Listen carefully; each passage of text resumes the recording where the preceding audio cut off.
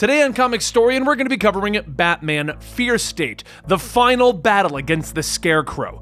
This is a channel where I take your favorite comic books and I turn them into audio dramas, allowing you to know what happens in the world of comics so you can go buy them yourselves and add them to your collections. We do leave things out and we make alterations to the panels and text. Batman Fear State is a storyline that happened recently, in which Scarecrow got free from Arkham Asylum and tried to take over the city, began to manipulate people in power such as the Magistrate to try and get them to conquer Gotham, but all of it was some master plan from Scarecrow, which you'll discover early on. This is a collection of all of the tie-ins and the main storyline in as best of an order as we can assemble for you, making it a full story. Now I hope you enjoy Batman vs. Scarecrow, because we're gonna get into it right away. Batman is strapped to a chair and watching dozens of images flash before his pride-open eyes, telling himself to keep his mind focused, sober, clear. He has to remember what's at stake. He has to remember the training. Put the pieces together in the right order, and he can get out of here alive. Remember everyone that he has failed. Remember the bodies lying on the cold pavement. Remember their thick, wet blood. No, those aren't his thoughts. Those don't even sound like Batman's thoughts.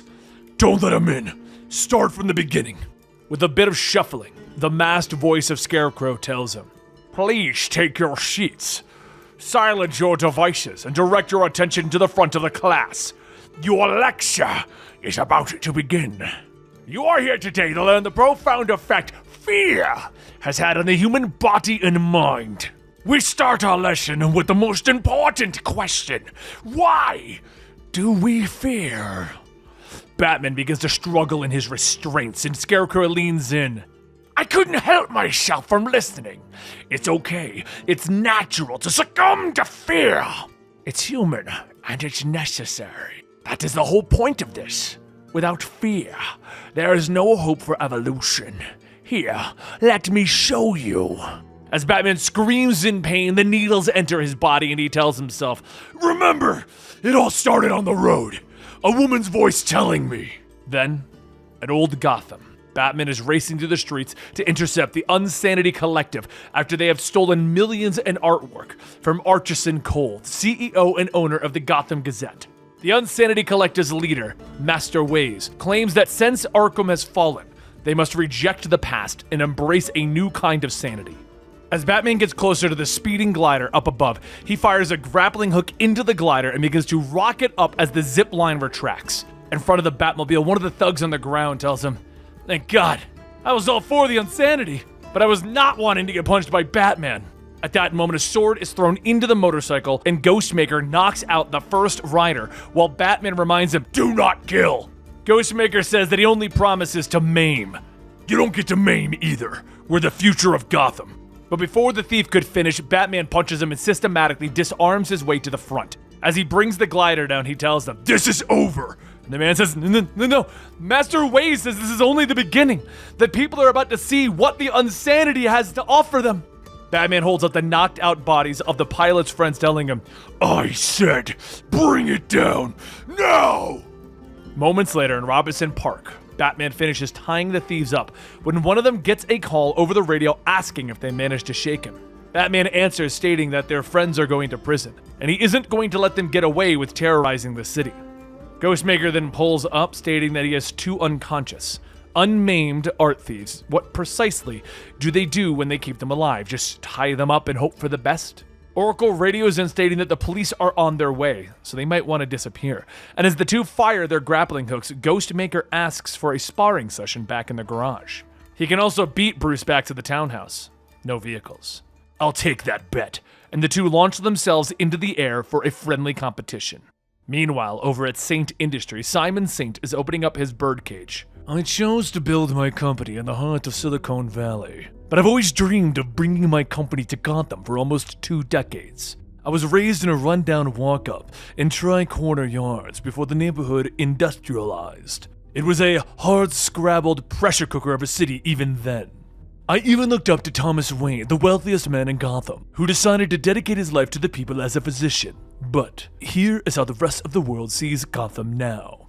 As Simon turns on the TV, several people are interviewed about their thoughts on moving into Gotham. And all of them say no in their own way. They would never move to Gotham. Can you blame them though? Look at the last few years. The city has been held in a constant grip of madmen. Mayhem and murder have become all too common. The city has a clown problem, and may not be able to keep one of the ringleaders of the Joker War behind bars. The city sits on its hands for another unsanctioned vigilante to clean it all up. So forgive the question, Mandacano, but when was the last time the officers of the city successfully thwarted a major supervillain attack without Batman? The GCPD, like every police force in the country, was created to help people and stop mundane crimes. But you need to stop extraordinary crimes. You need extraordinary, accountable crime fighters. Which is why I've designed what I call the Magistrate Program. It features a dedicated group of 1 to 5 specifically chosen peacekeepers deputized by the city.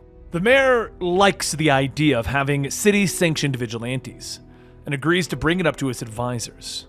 He steps outside where he hears about Batman's encounter with the Unsanity Collective, and the reporter states that Gotham has not felt this unsafe since the heyday of the Falcone crime family, the days before Batman. The news goes on telling the mayor that Batman is what saves this city. And while he's hearing about how terrified the city is, Scarecrow is having a peek in through his window, bringing us back to the current situation and away from the memories. The green glow of the monitor fills the room with Scarecrow placing his hands on Batman's restrained body, telling him, "Hush now, it's rude to interrupt the lecture." Through Batman's muffled screams, he tells himself, "Scarecrow cannot hear my thoughts. He's not really in my head. Scarecrow just wants me to think that. Or have I grown soft while Scarecrow has grown stronger? How can I be sure that he can't hear everything that I'm thinking? No, it's not true. The toxin, or whatever they've done, they're trying to keep me from thinking straight." Scarecrow tightens his grip. "No, I want you to think straight. Memory and fear are intertwined. Memories tell you what you need to fear. Fear brings clarity. Don't run from it, Batman."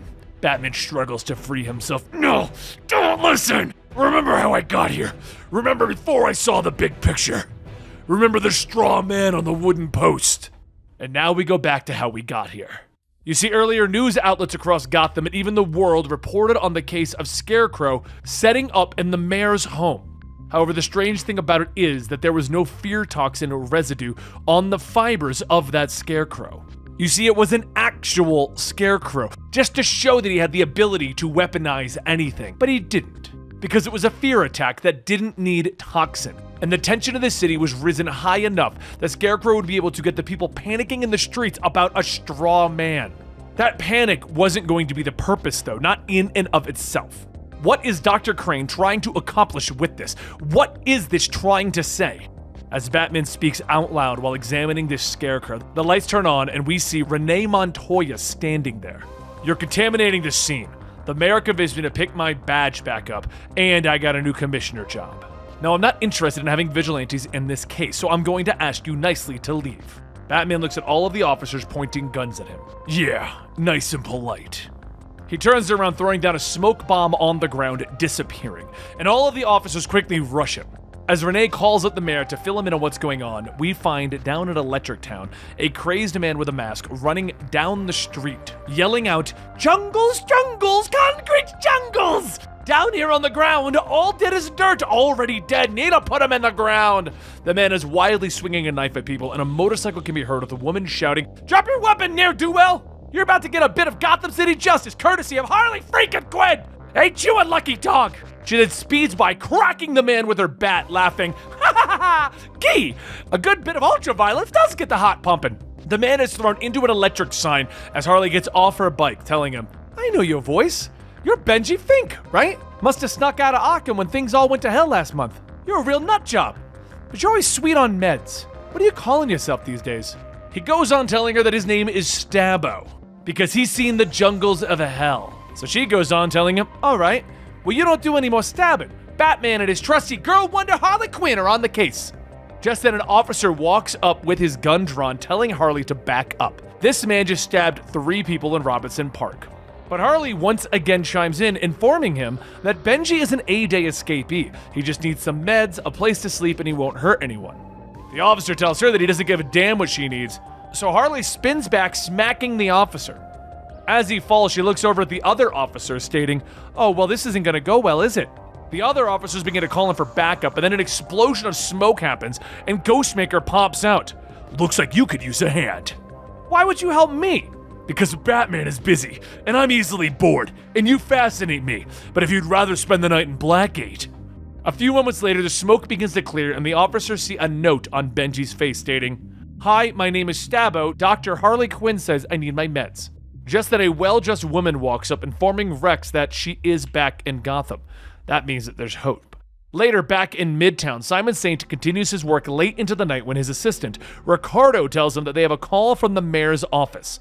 They have been officially invited to the groundbreaking of the new A-Day Memorial tomorrow. They will be honoring the guard that he has been eyeing up, Sean Mahoney. "Thank you. This is excellent news." But then a voice whispers, "Simon says goodbye."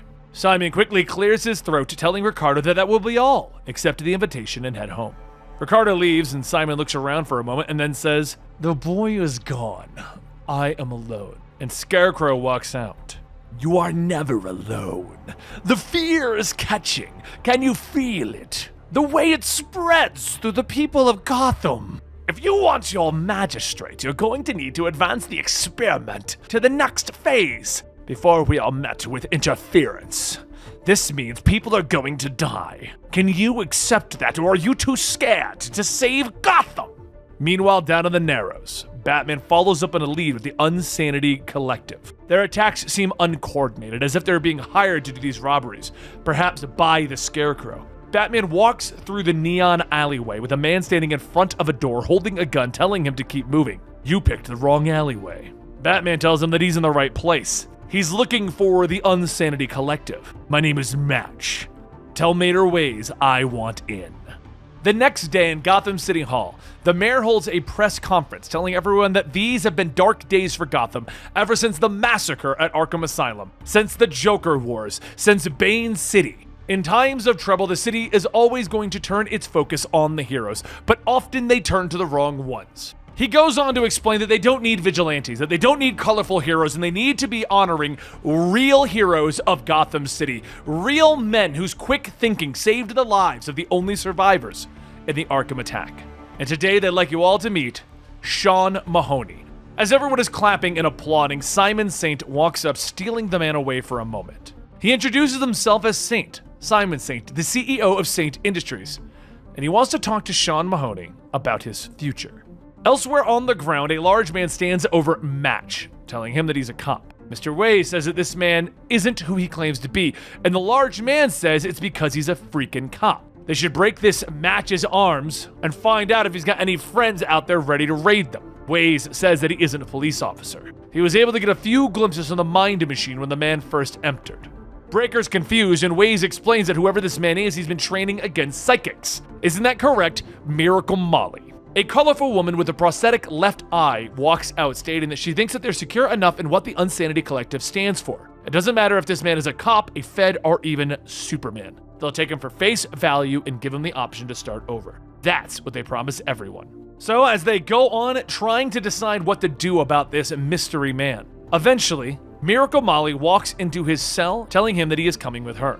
As he tries to come up with an act and tries to explain that he's trying to join them, or he should be rethinking it or whatever, she just tells him to stop. He's got a fake little mustache, he's doing a voice, and he's putting on a show. He's not debating whether or not he wants to join. She doesn't really know what he's here for, but she can promise him that his second option is the right one. So Match follows, asking, "If I take off my mask, will you take off yours?" She rips off some cloth, telling him that this is her life. It's not a mask. This is who she is, with all the fear stripped away. She's not hiding from anyone. She doesn't have anything to hide anyway.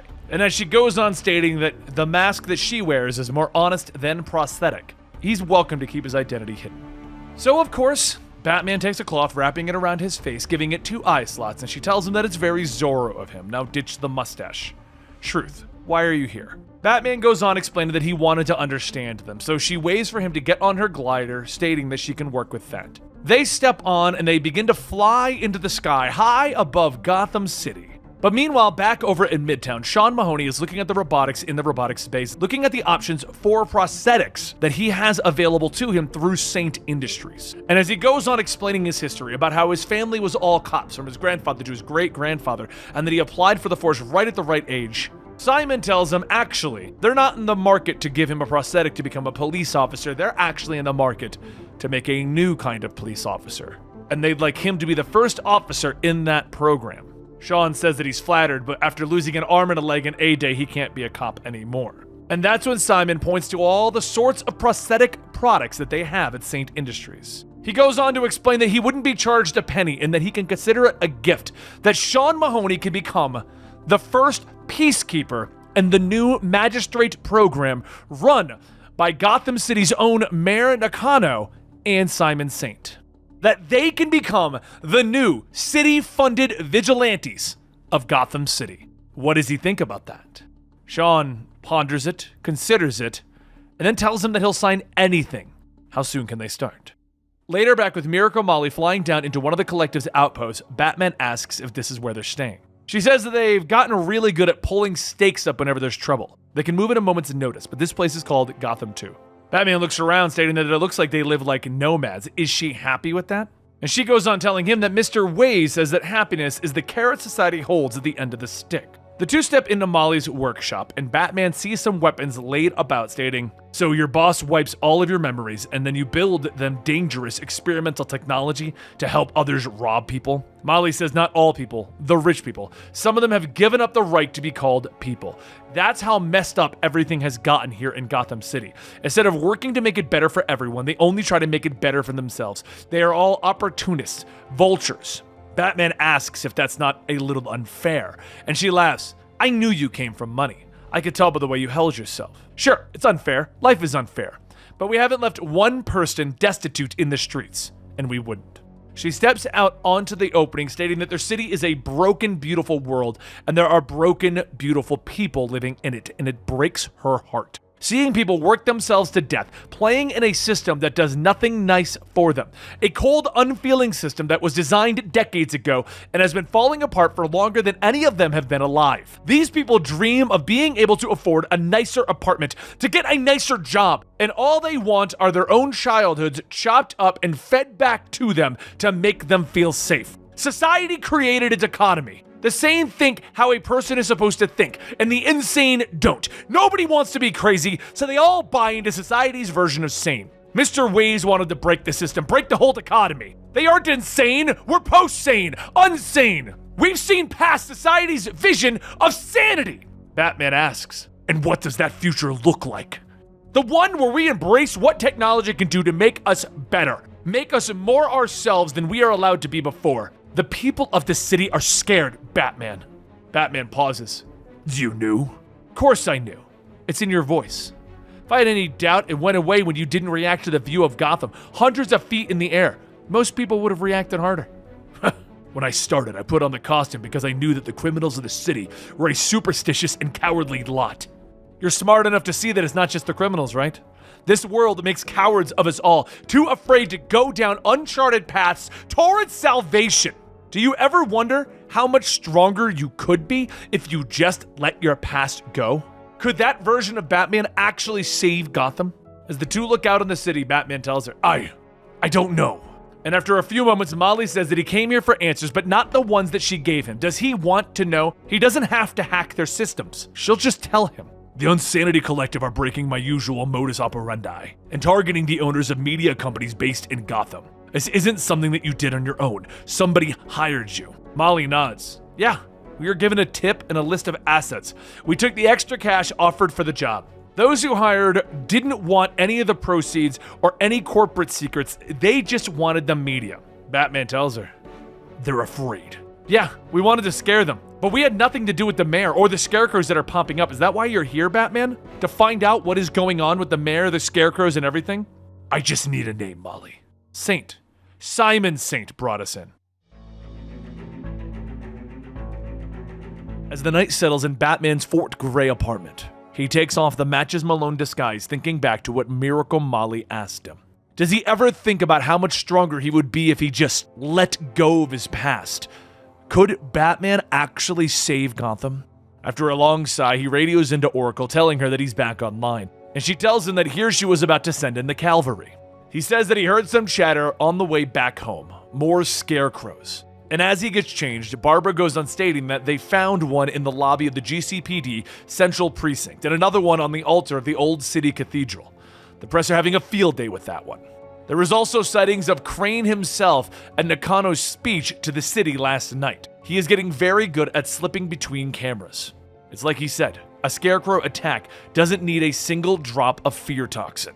Once Batman is ready, he gets into the Batmobile, telling Barbara that he needs to know everything about Simon Saint. If he can get Crane's location from Saint, he and Ghostmaker can apprehend Scarecrow before the end of the night. Ghostmaker needs to be on standby. Barbara says that Ghostmaker doesn't always take her calls, but she put him on babysitter duty with Harley Quinn. There are people in the family who can. Batman stops her and tells her that he needs people who are not susceptible to fear toxin, and send in the schematics to the Saint Industries tower to the car. Later, at Saint Industries, Simon sits with one of Nakano's aides, stating that if this is going to work the way they want it to, the mayor is going to need Gotham's old money in line. Mr. Worth is taking a lot of big risks here. Hugh says that he'll be sure to pass that along, and just at that moment, Simon Saint's phone rings. Saint looks around, clearing his throat, telling everyone that an unexpected meeting came up. As Simon says his goodbye, a voice asks, "Where is the Scarecrow?" Batman begins to walk towards him, with Ricardo jumping in the path, activating a prosthetic arm, telling him, "I'll take care of the flying rat." But as Ricardo catches his punch, Batman kicks upwards into his chin, knocking him across the room. Simon blinks. "Oh, I'm actually impressed. I'm surprised your gauntlets can displace that much crushing power. I've watched Ricardo bend steel. Please excuse my overzealous assistant. I am happy to help you in any way that I can, Batman." Batman grabs Simon by the collar of his shirt, telling him, "I know about your connection to the Scarecrow. Location, now!" Scarecrow, the supervillain. I would never associate with that kind of a person. That simply isn't what I came to Gotham to do. It's a pity, though, how scared the city is after everything that it's been through. You did an admirable job cleaning up the old gangsters, but even now, you have to admit, you're slipping. You cannot stop the most dangerous villains before they start doing real damage. Their fear is shaping Gotham City, Batman. The people want order. They need to feel certain that they won't get hurt again.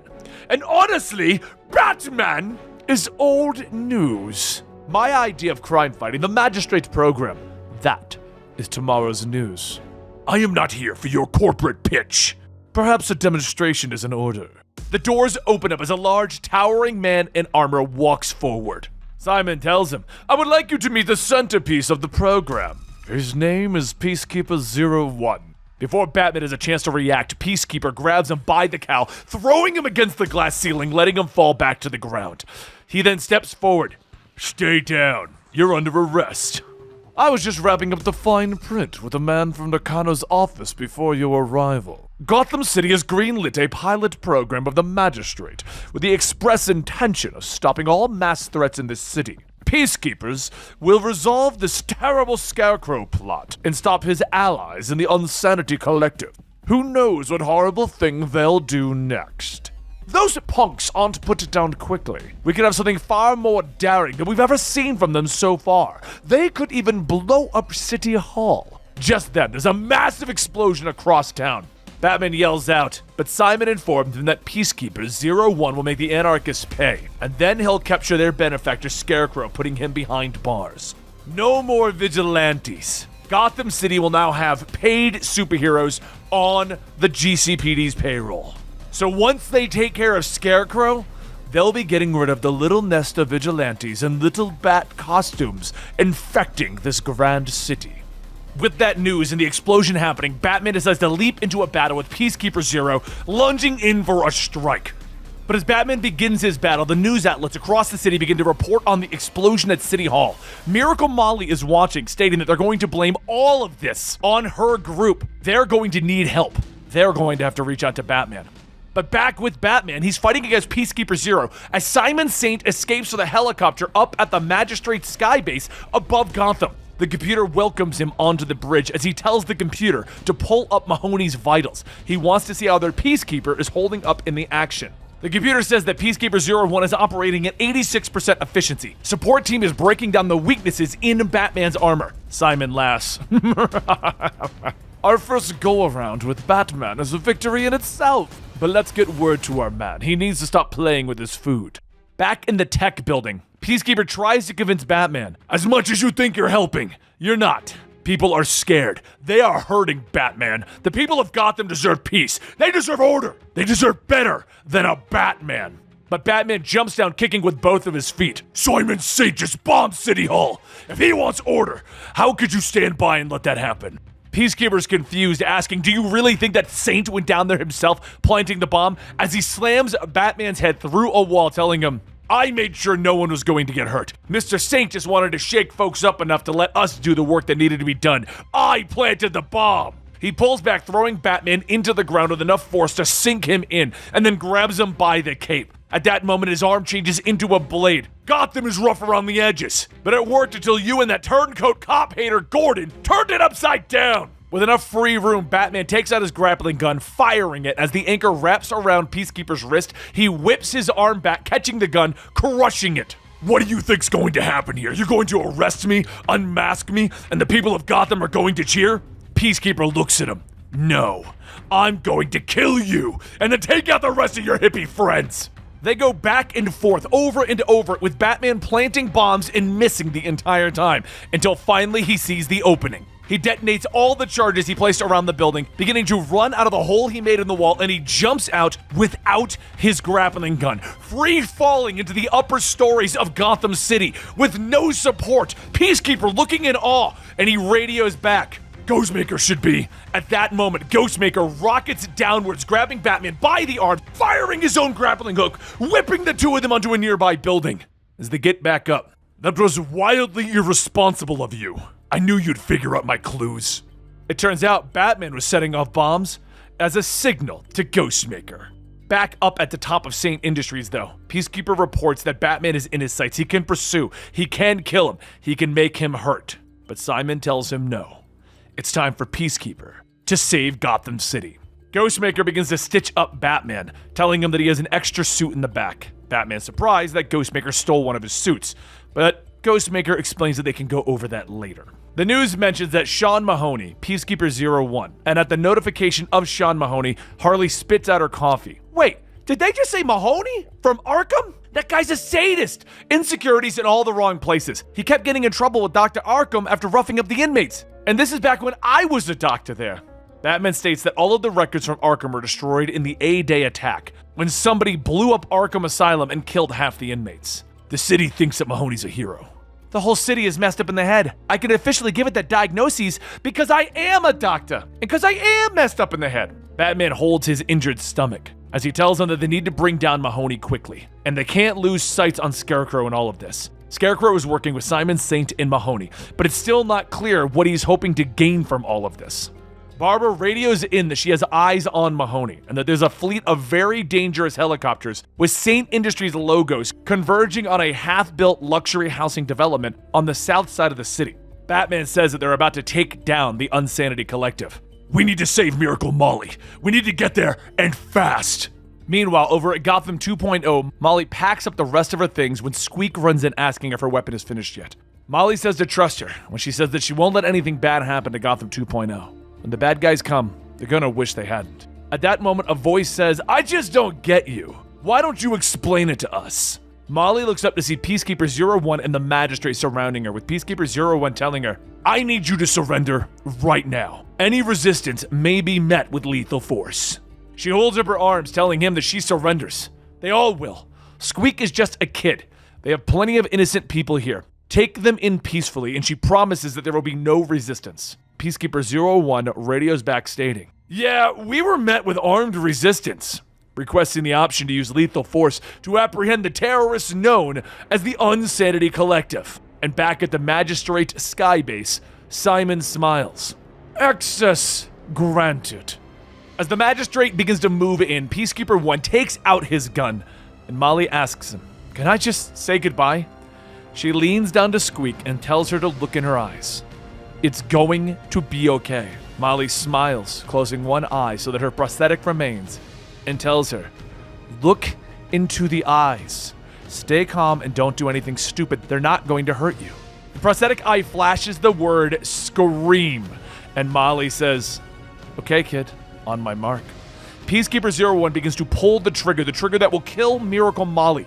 But Molly drops to the ground, slapping Squeak's weapon around her neck. I haven't worked out the bugs yet, and it might shatter my eye, but desperate times? As Molly stays low, Squeak screams, sending out a massive shockwave, knocking Peacekeeper on the ground and all of his Magistrate followers. Molly gets up, grabbing Squeak's hand. You did good, real good. Let's see if my magic eye can get a full diagnostics on RoboCop back there. As she looks back at him, the scan comes back incomplete because of her distance. And she says, well, this is bad. The two leap over a ledge as Squeak is asking what they're going to do, and the bullets begin to fly around them. Molly yells, just keep running and don't look back, Squeak! At that moment, Breaker bursts out of the ground, stopping some of Magistrate's gunfire, and calls out to Molly, get the kid to the mine machine. I'll handle Rent-A-Cop. Peacekeeper continues to open fire, telling Breaker to get the hell off of me! And one of the bullets hits Molly in the side. She turns the corner, slamming the door shut behind her, asking Wise if he's okay. And Master Wise says that he's fine, but what about her? She tells him that the bullet got her, but she'll be fine. They just gotta seal up the door and get the first aid kit. But that's when Squeak begins to cough, stating that she doesn't feel good. Molly looks down to see that Squeak got hit as well. She shouts, we gotta get Squeak to the doctor! We gotta get out of here! And Master Wise looks at the monitors of the fight outside. If Breaker fails, I don't know who can possibly save us. But at that moment, just outside, Batman, Ghostmaker, and Harley Quinn jump through the ceiling as Harley yells out, that's right, you don't mess with the Bat family unless you want to get hit by the freaking Bat! Ghostmaker gets to work taking out the Magistrate. I've got to admit, I'm starting to like your friend. And Batman yells at both of them, just focus! Harley cracks a Magistrate over the head with her bat. Come on, that was funny. Bat family, I got a bat, get it? The drones begin to swarm the area, and Batman radios to Barbara asking, are they? But Barbara tells him, yep, they're broadcasting this on all of the news channels across Gotham. The headline is stating that Batman has sided with the villains of Gotham City. Someone is speculating mind control. Social media is shouting theories that Batman is the one who planted the bomb in City Hall. All of this is not looking good. Batman goes heavier into the battle with Peacekeeper, using his weight, throwing him over his shoulder, telling Barbara to help him dismantle Peacekeeper's gear while he's down. But while this is going on, while they're telling everyone to get out of there, Molly tells them that if they don't get medical attention to Squeak, they're going to die. And while this is happening, Peacekeeper finally gets a shot into Breaker's face, bringing him down, standing over his body. As everyone gets into the ghost stream, it begins to take off, and before Peacekeeper can give chase, Simon tells him to stand down. Peacekeeper says that Wise and the girl are in it, that they can't let them go, but Simon tells him that he is telling him that they still have the upper hand. It is time for the grand finale. You know where to go? Peacekeeper watches the ghost stream fly away with the people that he wants to murder, telling Simon that he does. A short while later, after the scene is cleared, the mayor puts out a statement stating that he wants to announce that Peacekeeper 01 and his forces within the Magistrate have just apprehended several key members of the Unsanity Collective. While some did get away, they have made huge strides. They've also determined the location of the arch-criminal known as Scarecrow based on intelligence that they have retrieved from his allies in the Unsanity Collective. He's also disheartened and dismayed to see the so-called hero Batman fighting alongside Scarecrow's forces of terror. So he has made a difficult decision. Effective immediately, he is expanding the authority of the Magistrate to dismantle all costumed crime and vigilantism in Gotham City. Meanwhile, back in the Ghost Stream, Ghostmaker is getting to work on Squeak's wound, as Molly states that all the Unsanity Collective ever wanted was to offer a way for people of the city to free themselves from trauma. But these people, Saint and the others, they're trying to make that trauma permanent. They're going to break Gotham City. I also need to take care of Scarecrow. His game has gone on long enough, Batman tells her, knowing who's actually behind all of this. But Harley asks, do you even know where the Scarecrow is? I managed to slip a tracking device onto Peacekeeper 01's suit. His trajectory shows him going to Arkham Asylum. This is the end of Saint's play to get the city on his side. But there's still a chance that I can bring him in first, that I can find the Scarecrow, reveal the truth about the Magistrate before Nakano makes them a permanent fixture in the city, show that all of this is a plan of the Scarecrow. So later, at Arkham, Scarecrow is watching on the screens as Batman shows up. Simon goes on explaining that they are all ready. that the PR team is working on a full package that will sell Gotham on the next phase of their operation. There's champagne chilling in the skybase, and they're going to share a glass after Sean here does the big arrest for the cameras, captures Batman. And once that is all worked out, Scarecrow will be hired in an official capacity as a consultant to the Magistrate to prevent future attacks. Oh, I'm so scared. I just managed to push one of the largest cities in the country to the level of fear that the Magistrate could only hope for. I did what you dream of, Simon Saint, and I've waited so long for this moment. So why would I allow the Peacekeepers to de-escalate my city of fear? No, this is the moment that will push us further into a true fear state. And then beyond. Simon realizes that all of this was the Scarecrow's plan, to play Simon Saint, to use them to put Gotham into a fear state, to use Simon Saint and the Peacekeeper to turn Gotham against Batman, to create the ultimate state of fear. Simon yells for the Peacekeeper to arrest Scarecrow, but Scarecrow injects Peacekeeper with the highest dose that he has ever administered to a single human. I'm very curious about this effect. I would have tried it on myself, of course, but the side effects might be permanent. Don't worry, I'm a doctor. The world twists and turns, and the Peacekeeper begins to scream as he runs away. Back at the Skybase, Ricardo tells Simon that the mayor is on the line, but suddenly Simon feels ill and begins to vomit. And back over at Arkham Asylum, Scarecrow sees where Batman is, presses a button, and Batman falls through the ceiling into his lab. That's better. I never liked the students who chose the seats in the back of the classroom. You can absorb my lesson better the closer that you are, Batman. And I have a lesson to teach all of Gotham City about fear. And you will be my first pupil. Many months ago, there was a conversation in Arkham, one between Simon Saint and Jonathan Crane. Saint came wanting to discuss his admiration to some of the work that Jonathan Crane had done, but Crane saw through it. He didn't come here to admire his work. He came because he sees a utility in it, and the truth is, Crane frightens Saint. Saint told him that he was scared, tremendously, but his work has found an audience in Silicon Valley, particularly the series of papers that Jonathan Crane wrote in graduate school about societal fears. Crane tells him yes, the fear state theory, and Saint tells him precisely. He was right. The scale of the event necessary to traumatize an entire society to make them malleable was difficult to imagine. It would be difficult to imagine creating a society trained to expect trauma, whose fear had become so ingrained and irrational that his theory could tip them over. But perhaps it's different in a city that was just overrun by murderous clowns less than a year after a foreign strongman in a mask conquered the government. He has a dream of what Gotham City could be on the other side of its fear state. Crane laughs, telling him that he thinks that he can control the societal evolution, and Saint tells him that he thinks it's worthwhile to try. But for him to do that, he needs a mind like his to do it right. Together they can make it happen.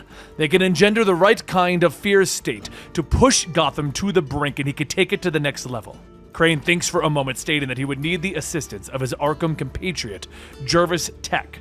Some know him as the Mad Hatter. He's a strange man, but he understands things about how the human mind works that are crucial to the evolution of my work. In addition, I'll need a significant number of chemicals, lab space, a good deal of burlap, straw, and rope, and also $25 million to an account of my choosing. But most importantly, what I require more than any of the rest of those things is credit. If we successfully create a fear state, if we take society to the other side, I want credit, Saint!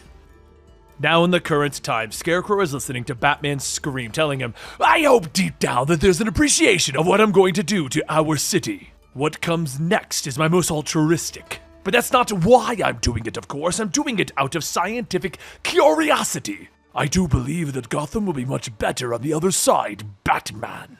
However, it isn't just Batman under the effects of what Scarecrow is capable of. Peacekeeper 01 Sean Mahoney is suffering through the same fear. His operatives tell him that he has been drugged, that he needs help, but Sean tells them no. Gotham needs help.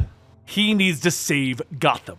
While Saint and his magistrate scramble in to try and remove one of the most dangerous weapons from wandering the street, there is yet another presence about to make itself known. Over at the clock tower, Barbara is looking over the state of the city, stating that they need to have the Bat family make its presence felt so that they can start getting some of the city back on their side. She needs to be the voice for everyone and tell them what is true and what isn't, because if she doesn't, then everyone's going to eat up whatever the magistrate is putting out.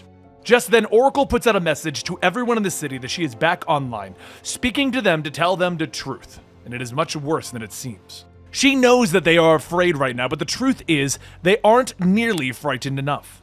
Spoiler asks, "What kind of message is that?" And Barbara tells her, "It wasn't me. Someone has taken over the Oracle system. I'm completely locked out." Oracle, or at least the fake Oracle, continues to tell the city that the mayor is hiding, the scarecrow is on the loose, fear is spreading in the city, and they can be sure that the air that they are breathing is filled with his poison. Probably not just the air as well, it's also in the water that they are drinking. The magistrate can't save them. They are just a new oppressor. High in the skies over the city, they don't care. She wishes she could tell them that Batman is coming, but he can't anymore. Because Batman is dead. And his little costumed friends are going to die soon too. The only ones that you can trust are yourselves, so hunker down, arm yourselves, and get ready for war. This is Oracle, and I will only tell you the truth, the real truth, the one that you don't want to know. And as the message ends, Barbara tries to figure out how this is even possible. How could someone hack the Oracle system? But at that moment, a second message comes in, played only to her. This city does not want your old truth. It wants ours. So we're going to give it to them, cutting you out for good. Bye-bye. Suddenly, Barbara's computer station explodes, knocking everyone down, and as she gets back up, Barbara says that they need to get in touch with everyone. This is about to get much worse. Meanwhile, below Gotham, in Eden, Harley and the Gardener continue to keep the Unsanity Collective safe from the outside in Poison Ivy's hidden grove. But while trying to plan their next move, Gardener tells Harley that she thinks she might know a way to save Ivy. There is a piece of her that is missing, and it's somewhere in the city. And if they can reintroduce that part of her that she's lost, maybe they can bring back the woman that they both know and love. What they are seeing here isn't Ivy. It's a strand of the original mother plant. A dangerous strand that grew in darkness and took her name from a kind of ivy that never needs sun. Just then the vines grow out and a voice tells her, "Yes." And they look up to see Queen Ivy as she tells them that the gardener has defied her and brought so many down into her domain. Their blood will fertilize her children. Harley fights through the growth, hugging Ivy, stating that she missed her so much and she's so glad to see her. She is so sorry that she ever let her out of her sight, and I love you so much, Ivy.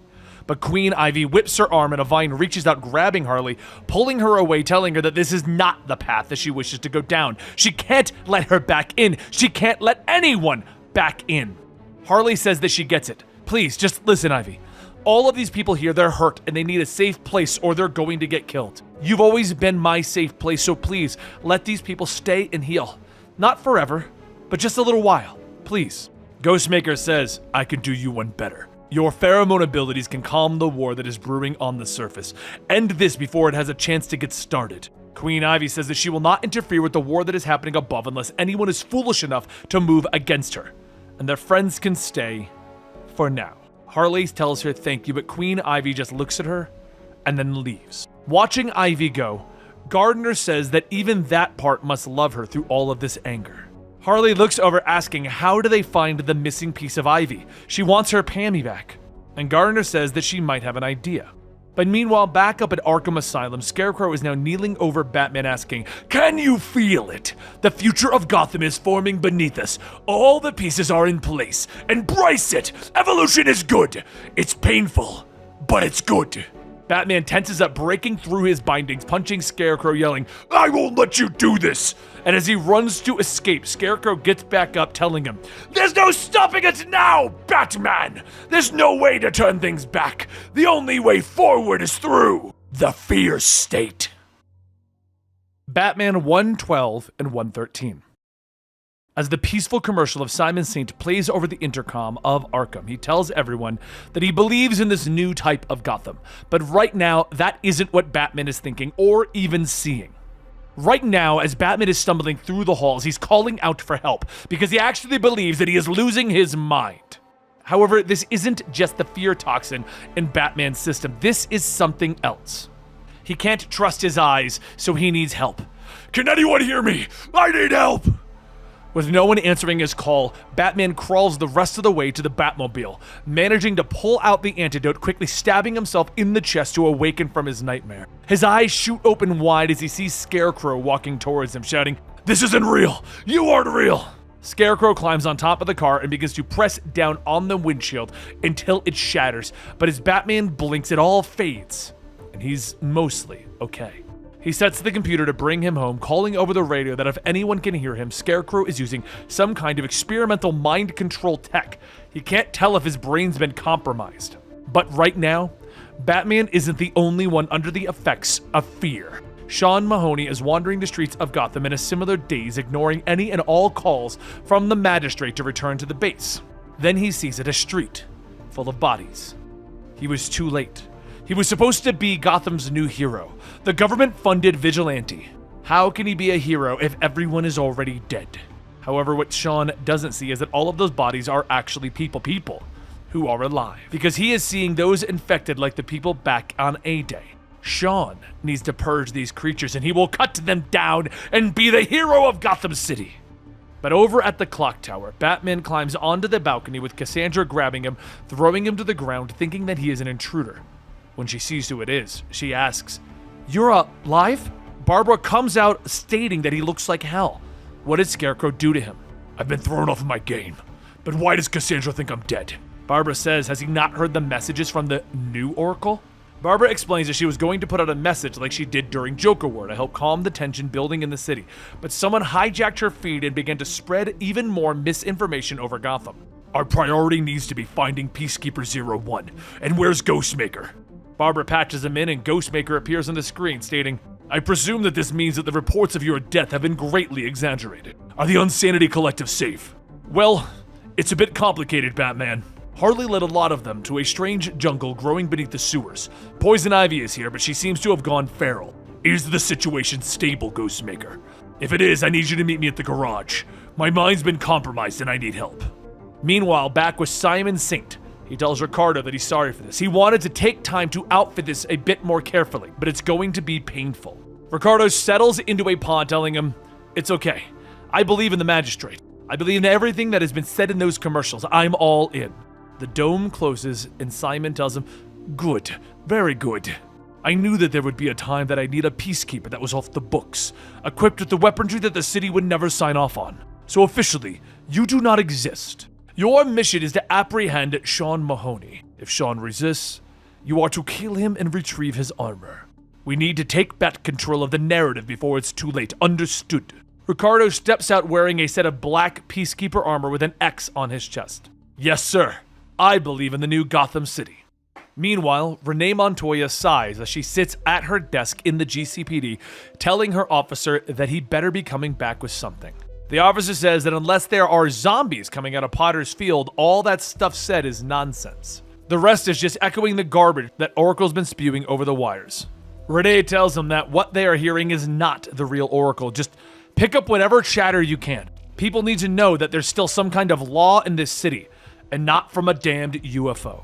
As the officer leaves, Renee lowers her head, asking why did she even take this job? And Batman steps out of the shadows. "Because you wanted to help people. Misinformation is spreading in our city fast. So I'm going to need you to take what I'm about to say at face value and believe it." Batman explains about the bombing at City Hall and how Saint used it to push the mayor into funding his project and working with Scarecrow. "The Insanity Collective has broken laws, but they're not a terrorist group. They were manipulated by Saint into becoming scapegoats. Peacekeeper 01 has been dosed with fear toxin and is now loose in the city, no longer under the Magistrate's control." Renee tells him, "I trust you, but I need something other than just words, because otherwise this just sounds like the paranoid nonsense that the fake Oracle has been spouting over the radios. I need proof, Batman, something tangible." "I'll get to work. Just hang on." As Batman leaves, he's stopped by a Peacekeeper drone telling him, "Mass vigilantism is illegal. Cease and desist by the order of the Magistrate." Batman stops. "No." And as more of the Peacekeeper units begin to surround him, "Saint, I hope this is getting through to you. I want to show you how easy it is to destroy that vision of a better Gotham." Know how you're going to spend the rest of your life in jail for setting all of this into motion, for letting the innocent get scared and hurt. I'm going to make sure that this city knows just who is at fault here, even if it kills me. Are you listening, Saint? Even if it kills me! As Batman single-handedly dismantles the Peacekeeper units, on the other hand, Saint is watching. And Saint is scared. Later at the Fort Gray garage, Batman rummages through his gadgets asking Ghostmaker what does he know about mind control. Ghostmaker helps him set up, stating that is a truly magnificent question. But Batman goes on explaining. When I was in Arkham, Scarecrow got inside of my head. It wasn't like my usual experience with fear toxin. It was like someone was in my brain, pushing down on the fear center. I need to know if anything was planted there. Batman fits himself with a headset with Ghostmaker asking, a bat mind control helmet? If you think that, we should go through the rest of those boxes sometime. Ghostmaker puts on his headset asking him why though. And Batman says that there is a risk of burning out the moral center of a user's brain. Only a small one, but enough. Ghostmaker says, so only a psychopath could join you in this. Haha, it's more than I'm okay using you as a guinea pig. As Batman hits the switch, the two are transported into Batman's mind with Ghostmaker looking around telling him, that looks like where we need to go. A fog fades, revealing the moments when Scarecrow was back tormenting Batman, to which Batman doesn't even remember. Scarecrow says that fear lives deeper in the brain than memory and then looks back as if expecting them in the mind. Ghostmaker turns to Batman. Was that directed at us? This can't be a memory. It's implanted. I'm having trouble focusing. The Batman projection of himself screams as Ghostmaker asks, well, what do we do? Do we kill it or does it kill you? How does this work? I don't know, Ghostmaker. The projection attacks and Ghostmaker yells, next time, write some instructions. Wait, none of this is real. So we should be able to kill these strange copies, right? So after they fight the projections, Batman begins to recover, telling him, okay, we can go back now. And Ghostmaker pauses him, telling him that there is something else here. The fog shifts as they find themselves outside of Gotham University, sometime in the past. It was during the time that he was training to be Batman. Ghostmaker tells him, this isn't a Batman memory, this is Jonathan Crane's memory. At that moment, student Jonathan Crane walks by, with Ghostmaker stating that after the two of them met, he came here to Gotham because he was told to experience his emotions. He told him to understand fear so that he could be better. Who better than the one student that has been studying fear at extreme level? Crane saw a utility in instilling fear in a city, that fear was an evolutionary tool, and that if they confronted fear, they could learn to overcome it and become stronger from it. Crane saw the modern world was too comfortable, too forgiving. He had a paper at the time that no one would publish in which he called Fear State. First, there must be a shock to the system, and in that panic, you can seize control of the narrative, push the media to fan the embers of that raw fear. Then you must start to focus that fear into the shape of what that society needs to overcome. A straw man that can funnel all of that abstract fear together. At that point, with their fear heightened to a point of clarity, a pure state of fear state, you push people to confront the Scarecrow. Having conquered this fear, they rise, having been made better. And as Ghostmaker takes the two back to the real world, he goes on stating that even though Crane's paper was never published, that form of mass manipulation made its rounds in Silicon Valley, where they eat that kind of stuff for breakfast. That means the Unsanity Collective were the false Scarecrows. He was planning on having the city fixated on something entirely different. Peacekeeper 01. Meanwhile, out in the city, Sean Mahoney, Peacekeeper 01, is looking around at all of the beasts that he has slain, asking, what did I do? What is this? I can't think straight! I'm the hero, damn it!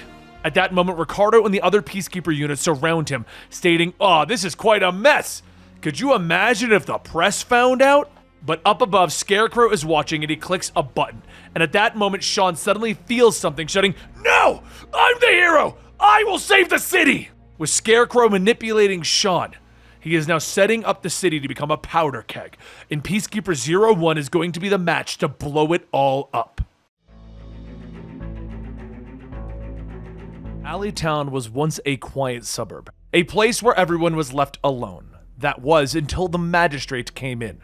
People who lived there found shelter in their homes, watching the outside world in fear, but knowing at least that if they stayed inside, they were safe.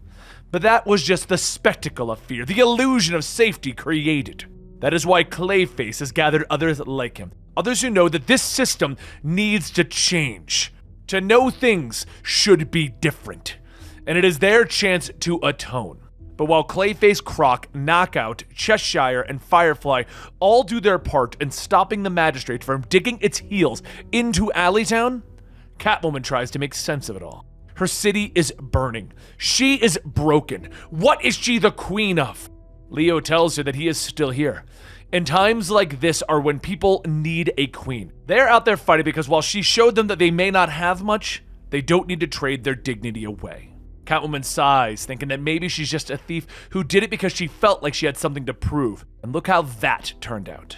At that moment, a message comes in on Catwoman's phone from Oracle, telling her that she knows that they are all afraid right now, but the truth is, they aren't frightened enough. The mayor is hiding. Scarecrow is on the loose. Fear is spreading in this city, and they can be sure that the air that they are breathing is filled with poison. She wishes she could tell them that Batman is coming to save them, but he can't. Batman is dead. Catwoman doesn't believe that. She knows that Batman always comes back, but while Catwoman goes out to see if the rumors are true, there is a conversation happening between the Riddler and Penguin regarding the fate of Alleytown. Penguin says that if the big bad bat is dead, then this may be our window.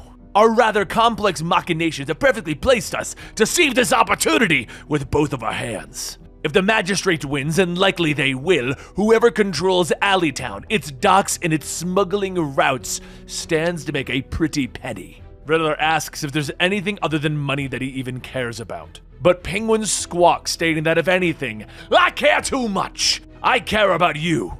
And you need your payback. After all, Catwoman swindled us both out of our fair share. Riddler says that he does love payback. But there might be an even bigger opportunity at play. They have a key ingredient to Saint's little drug right here in Alleytown. Penguin asks, Ivy?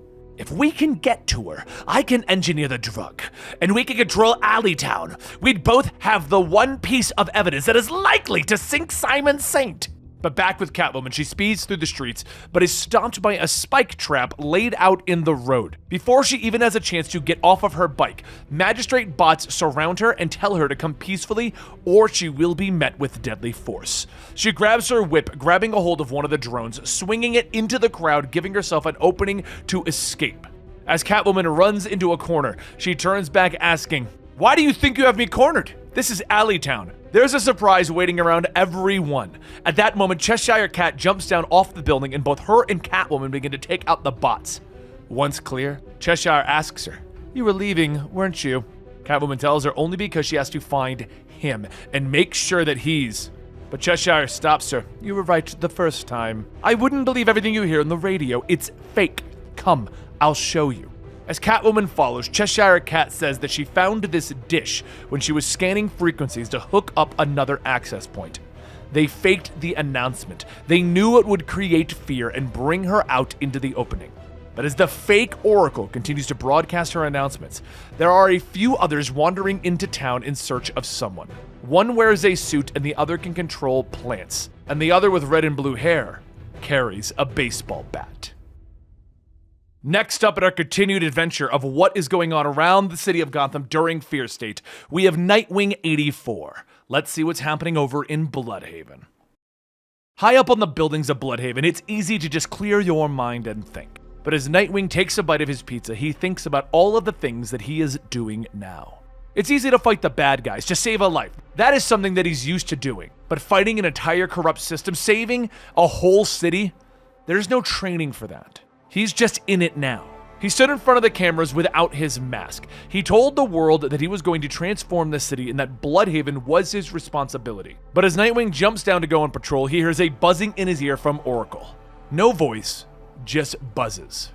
He listens closely and hears that it's not just a random static, it's a pattern, an encrypted audio. Park Row, Gotham, midnight, don't respond, don't make contact, communications potentially compromised.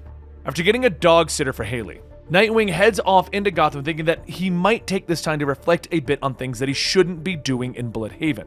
Like right now, you can look up into the sky and see a giant floating fortress surveilling all of Gotham from above. Surely that isn't what you're supposed to be doing right now, right? Navigating in the dark was never that hard, but with the Magistrate drones scouring the streets, it's made things a bit more difficult for Nightwing.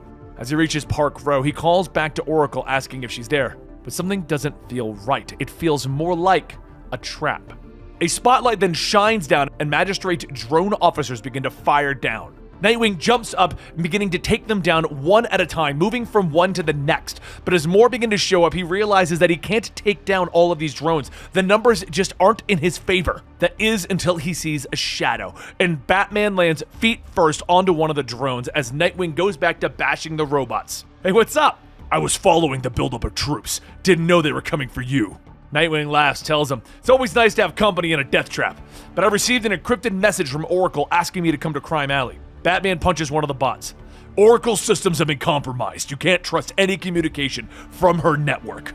The two continue to bring down more and more of the drones, but as more and more of them show up, they decide that it might be time to change tactics. They break open a window and they run through the building, telling people not to worry, they'll pay for the damages. Once they get ahead of the drones enough, Nightwing and Batman slip into the sewers, where Batman says that someone is using Oracle's system to spread lies and fear across Gotham. They need this person stopped. Nightwing tells him not to worry. They'll stop them.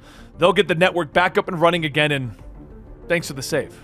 Batman turns, beginning to leave, telling him, I watched my parents die in that alley. I wasn't about to let it happen to my own son. Later, over at the clock tower, Barbara asks what is he doing in Gotham, and Nightwing says, well, Oracle called him back from Bloodhaven, or more accurately, whoever is posing as her lured him into a death trap. Barbara gets up yelling, that's it! I can't do anything from here! I can't find out who's doing this or where they're doing it from, and I can't shut them down. At least, not remotely. Nightwing tells her to hang on. There's a hostile army in the streets, and she has experimental tech holding her spine together. Just tell him what to go look for and where. Barbara says no. The system that she built is being used to hurt the city and their friends. And her family. This is now Batgirl's fight. Next up, we have Batman number 114. Tensions are high in Gotham City as Scarecrow's fear state continues to infect the residents, but more specifically, Sean Mahoney, Peacekeeper 01. With Sean slowly losing his mind, listening to the voice inside of his head, Saint quietly sends out yet another secret Peacekeeper, Peacekeeper X, a Peacekeeper suit worn by his assistant, Ricardo. As Saint's airbase comes to a stop high above the city, one of the operators tells Saint that they are over Peacekeeper X's position right now. Saint tells him, good, Ricardo, we are closing in overhead and we'll be able to assist in the final extraction. Our hope is to bring in Peacekeeper 01 alive, so that we can repackage him into the hero that we need. But that should not be possible. Peacekeeper X's adaptive nanotech costs $500 million more than what Peacekeeper 01's working with. Your weapons will tear through Sean's armor if things go south. Down on the ground, Ricardo and the Peacekeeper drones begin to surround Sean as he mutters that there is something wrong with his head. Ricardo holds out his hand. I know. That's why Saint sent me. I have a sedative that will stop the pain. Let us help. Sean, I'm here for you. But as Sean looks up, he doesn't see Ricardo. He sees a twisted bat creature trying to stick him with a needle. Scarecrow watches from afar, whispering to him that Batman won't let him become a hero. That Batman won't let him save Gotham City. Isn't that frightening, Sean? If you're going to save the city, you will need to kill Batman. Sean quietly says to himself, yes, I need to kill Batman. And he lunges in at Ricardo, destroying the syringe. Saint yells that the peaceful option is now off the tables. Peacekeepers, take him down like the lowly dog that he is. All of the drones open fire, but Sean deflects the bullets as he superheats his arm blade, and then he begins to run through the bots, ripping them all apart. Ricardo pulls out his own arm blade and quickly engages Sean with the much more advanced suit. He easily takes down Mahoney, launching him across the street. Ricardo begins to get closer to see the damage, and once the dust has settled, Sean manages to escape into the shadows. But up above Ricardo, pieces of the Peacekeeper bots begin to fall. He looks up. Oh no. But before he could react, Batman punches down. Batman asks, are you trying to clean up your mess, or are you trying to destroy evidence? And one of the bots knocks Batman off of Ricardo, with Saint telling him, we can't afford to lose Sean! Go after him! Down the street, Sean runs into a building with Ricardo close behind him, telling him, we can get you through this! You just need to accept our help, Sean! But when Ricardo hears the tink of 2 small metal balls being thrown, they then explode at his feet. With Ricardo off balance, Sean takes the chance, lunging in with his blade, and Ricardo quickly switches to his arm cannon. A bright green blast throws Sean across the room, ripping a hole through the entire building. Batman sees the blast, calling out, "Why did you let loose on this city, Saint?" But as more PK drones descend on Batman, Saint tells him, "Order! This is what order looks like, Batman!" Back in the abandoned building, Sean stands up with half of his face burned by the beam. Ricardo gets ready with a second shot, but Scarecrow whispers in Sean's head again. "I thought we could work on this together, but it seems I was wrong. This is your chance. Show everyone what you're capable of." Ricardo gets ready to fire, but Sean slams his blade into the arm cannon, causing it to explode on itself, giving Sean his chance to get close. He begins to beat into Ricardo, and all Saint can do from the airbase is watch as Ricardo's erratic vitals begin to slow down more and more until he flatlines.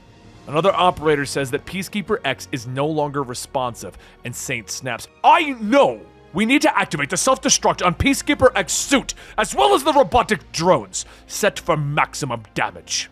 The first operator says that a blast like that would take out the entire block, and Saint shouts, "I know that! Do it!" Seconds later, all of the drones begin to explode, destroying everyone around them, nearly taking Batman out in the process. But as Batman pulls himself out of the rubble, he hears a voice calling out to him, telling him that this all looks bad, but this is just the beginning. Miracle Molly flies down on her glider, holding out her arm, telling him she knows how Scarecrow is getting into people's minds, and she has an idea of what he's going to do next, and they are running out of time. With each passing day, the Magistrate's hold and presence grows within Gotham City. As the rules and regulations get tighter, Saint's private military begins to show signs that they can't maintain their control, that the city officials have grown concerned. Mayor Nakano holds a meeting, and Saint says that he is aware of their concerns, but they are a PR problem. Nakano tells him that he has concerns about what this means to turn over Gotham's policing and security to a private company, especially one that has displayed so many missteps. There is a legitimate point about the systems in place that needs to be a part of their final vision. Saint stands up at his office. "Your office, Gotham City, has tried and failed. This is where the Magistrate will not. The city will not have a future if you don't act now." With everything going on in the city, Nakano is still not convinced to give up security of the city to the Magistrate. But as Saint is leaving, he realizes that the men in this office are not Magistrate. At that moment, a red-headed man walks in a security uniform, and he tells the mayor that his name is Nero 19, and he is the king. As Nero pulls out his gun, Nakano ducks behind his desk for cover, and Nero tells him, "There is no one that I report to, no one greater than I, and any man who calls himself greater must die."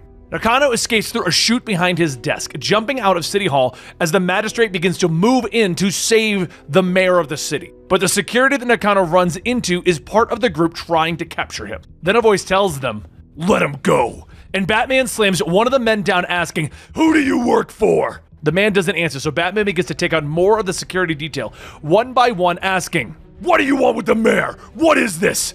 As Nakano is thrown into a car, it speeds off, with Nakano asking, "Who are you?" And a man points a gun at him, telling him, "Who we are isn't important. What is important is that you die today. You will be the 5th to die, but not the last." Nakano jumps out of his seat, reaching for the steering wheel, yelling, "I'm not going down without a fight!" And he manages to jerk the wheel enough to flip the car on its side, skidding down the road. Batman begins to rush over to try and help him out, but when he gets there, he finds Nakano has already escaped. The driver crawls out yelling, "I will kill Nakano for the king!" And Batman punches him, telling him, "There is no king, only jesters." But down in the sewers, Nakano is swimming up into a tunnel, slowly pulling himself out. And as he gets up, he begins to look around for an exit, just wondering how much sewer can one city have. He then notices something red on the ground, and it's pulsating. He takes out his phone to shine a light on it and get a better look, and that's when he sees a growing mass on the ground with several pods attached to it, all with creatures growing in them. Creatures like the one inside Vile. And now maybe you'll start to understand why the city of Gotham was allowing Saint to take over. There was nothing but fear being put out into the city, which is what Scarecrow played on to create our fear state. But at the back of this particular issue, there is a Task Force Z short, which kind of sets up the Task Force Z storyline. Let's get into that Red Hood story. There's a loud thud as Deb Donovan is thrown onto the ground, and two men discuss what they're going to do with her next. One says that she was with Red Hood. They can't just... And then suddenly the man is thrown into a car as Batman swings down, taking down the second. I told you to stay out of this. Deb says that she was going to, but he dragged her back into it. You know each other, right? Batman looks up to see Red Hood fighting off more armed thugs, and Batman sighs. Yes, I know him, but we need to get you out of here. We can't be here when the police arrive. Deb asks what about Red Hood, and Batman looks over again at Jason Todd, his former sidekick. He could take care of himself. After getting Deb some distance from the scene, Batman returns just as the police show up, telling Red Hood to drop his weapons or they'll open fire. A batarang is then thrown, disarming the two officers, and Batman says that he'll deal with Red Hood. Come on, time to go. Red Hood tells him that he can go, but there's something that needs to be done first. More police pull up, and Batman yells, You can leave now or not, Red Hood. Red Hood tells him, This isn't your case, not your call. Frustrated, Batman fires his grappling hook, telling him, Damn it, I can't protect you from this. And he swings up into the shadows. Red Hood then picks up one of the thugs. I have ways of making people talk. And the thug tells him, Screw off, pulling a pin on a grenade. As the grenade goes off, knocking Red Hood out, the police surround the unconscious body. But the thug who pulled the pin runs up holding a badge. He flips out his FBI ID, telling them, We have jurisdiction.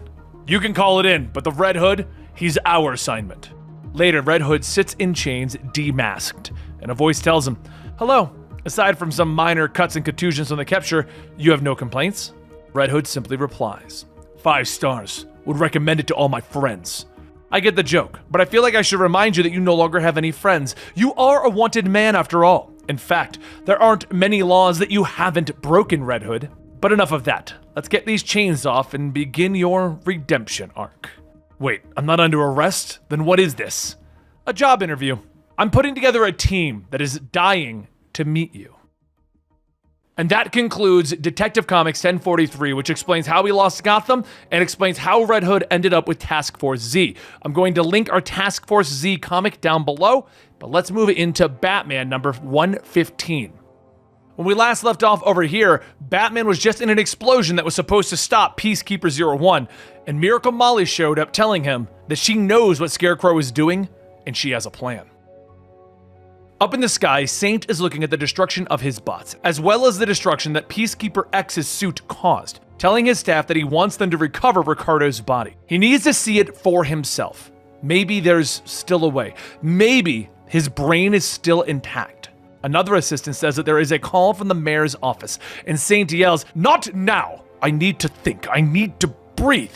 But as he stumbles away, another researcher comes up stating that they have run a few seismic tests, and they have found something very concerning. There's some kind of plant growth in the cave systems underneath Gotham. A vine system growing up through the bedrock. If Ivy uses her abilities to their full extent, she could collapse Gotham. It could be even worse for Gotham than the fabled No Man's Land. Not only are they losing Gotham to their own peacekeepers, but Poison Ivy is also a threat. Saint screams, slamming the researcher against the wall, shouting, Gotham City is insane! It's filled with dangerous criminals and it all should be destroyed. The city should be wiped off the face of the earth. But then he stops for a moment and thinks, telling the researcher to give him the tablet. He looks it over and then calls out to everyone to call back their forces, converging on his mark. He has a new target for them. Meanwhile, down on the sewers, Sean Mahoney, Peacekeeper 01, is limping through the water, asking himself, What did I do? Oh God, what did I do? Scarecrow, still in his head, tells him, You did what you had to. For Gotham. Look, you're a bad guy and you're in my head. No, I'm a doctor. It's the city that's bad. It's sick and I have the cure. What's the cure? You are. You're the cure, Sean. Back up on the streets, Batman is following behind Miracle Molly as she asks, how is he so calm during all of this? Isn't he scared? Batman swings. Of course I'm scared, but I'm not just scared. I'm angry. Angry for all the people in Gotham. Angry for my family. I need to do what I need to make sure that no one else gets hurt. That makes sense. But there is a part of you that wishes that things could just tip in your favor, doesn't it? The two begin to walk into Gotham 2.0 as Batman says that it was never that simple. But why are they back at the Unsanity Collective's hidden base? They know that it's been compromised by the Magistrate. And Molly tells him that that is part of it. The Mind Machine, the device that Mr. Ways built to strip people away of their memories and all of their trauma.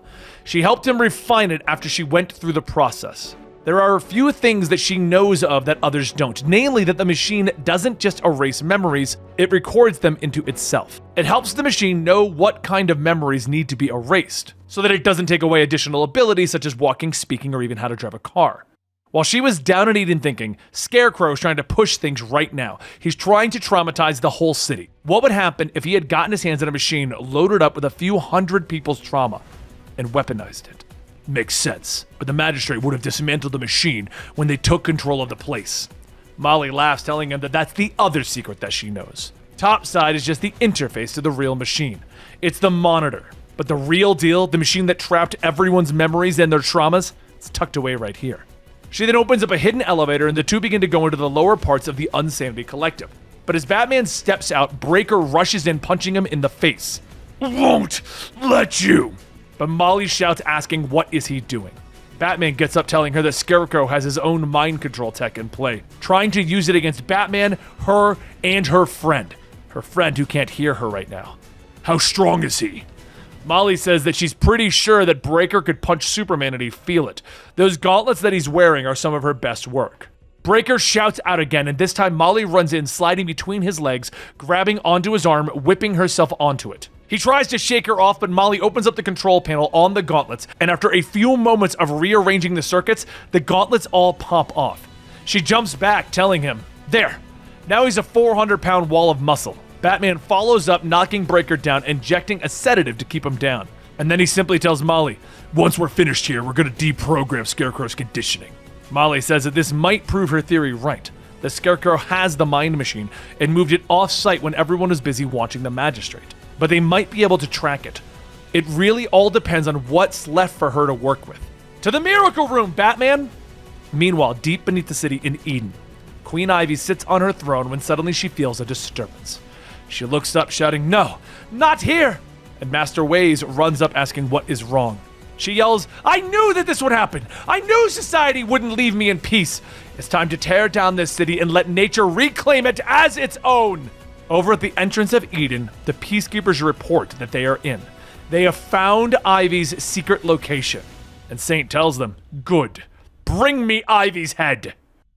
The main storyline of Fear State is heating up, and make sure you hit that like button and hit that notification button so that you know when the next issue's coming out. We're going to be putting it out next Sunday, hopefully, but, having notifications on will let you know.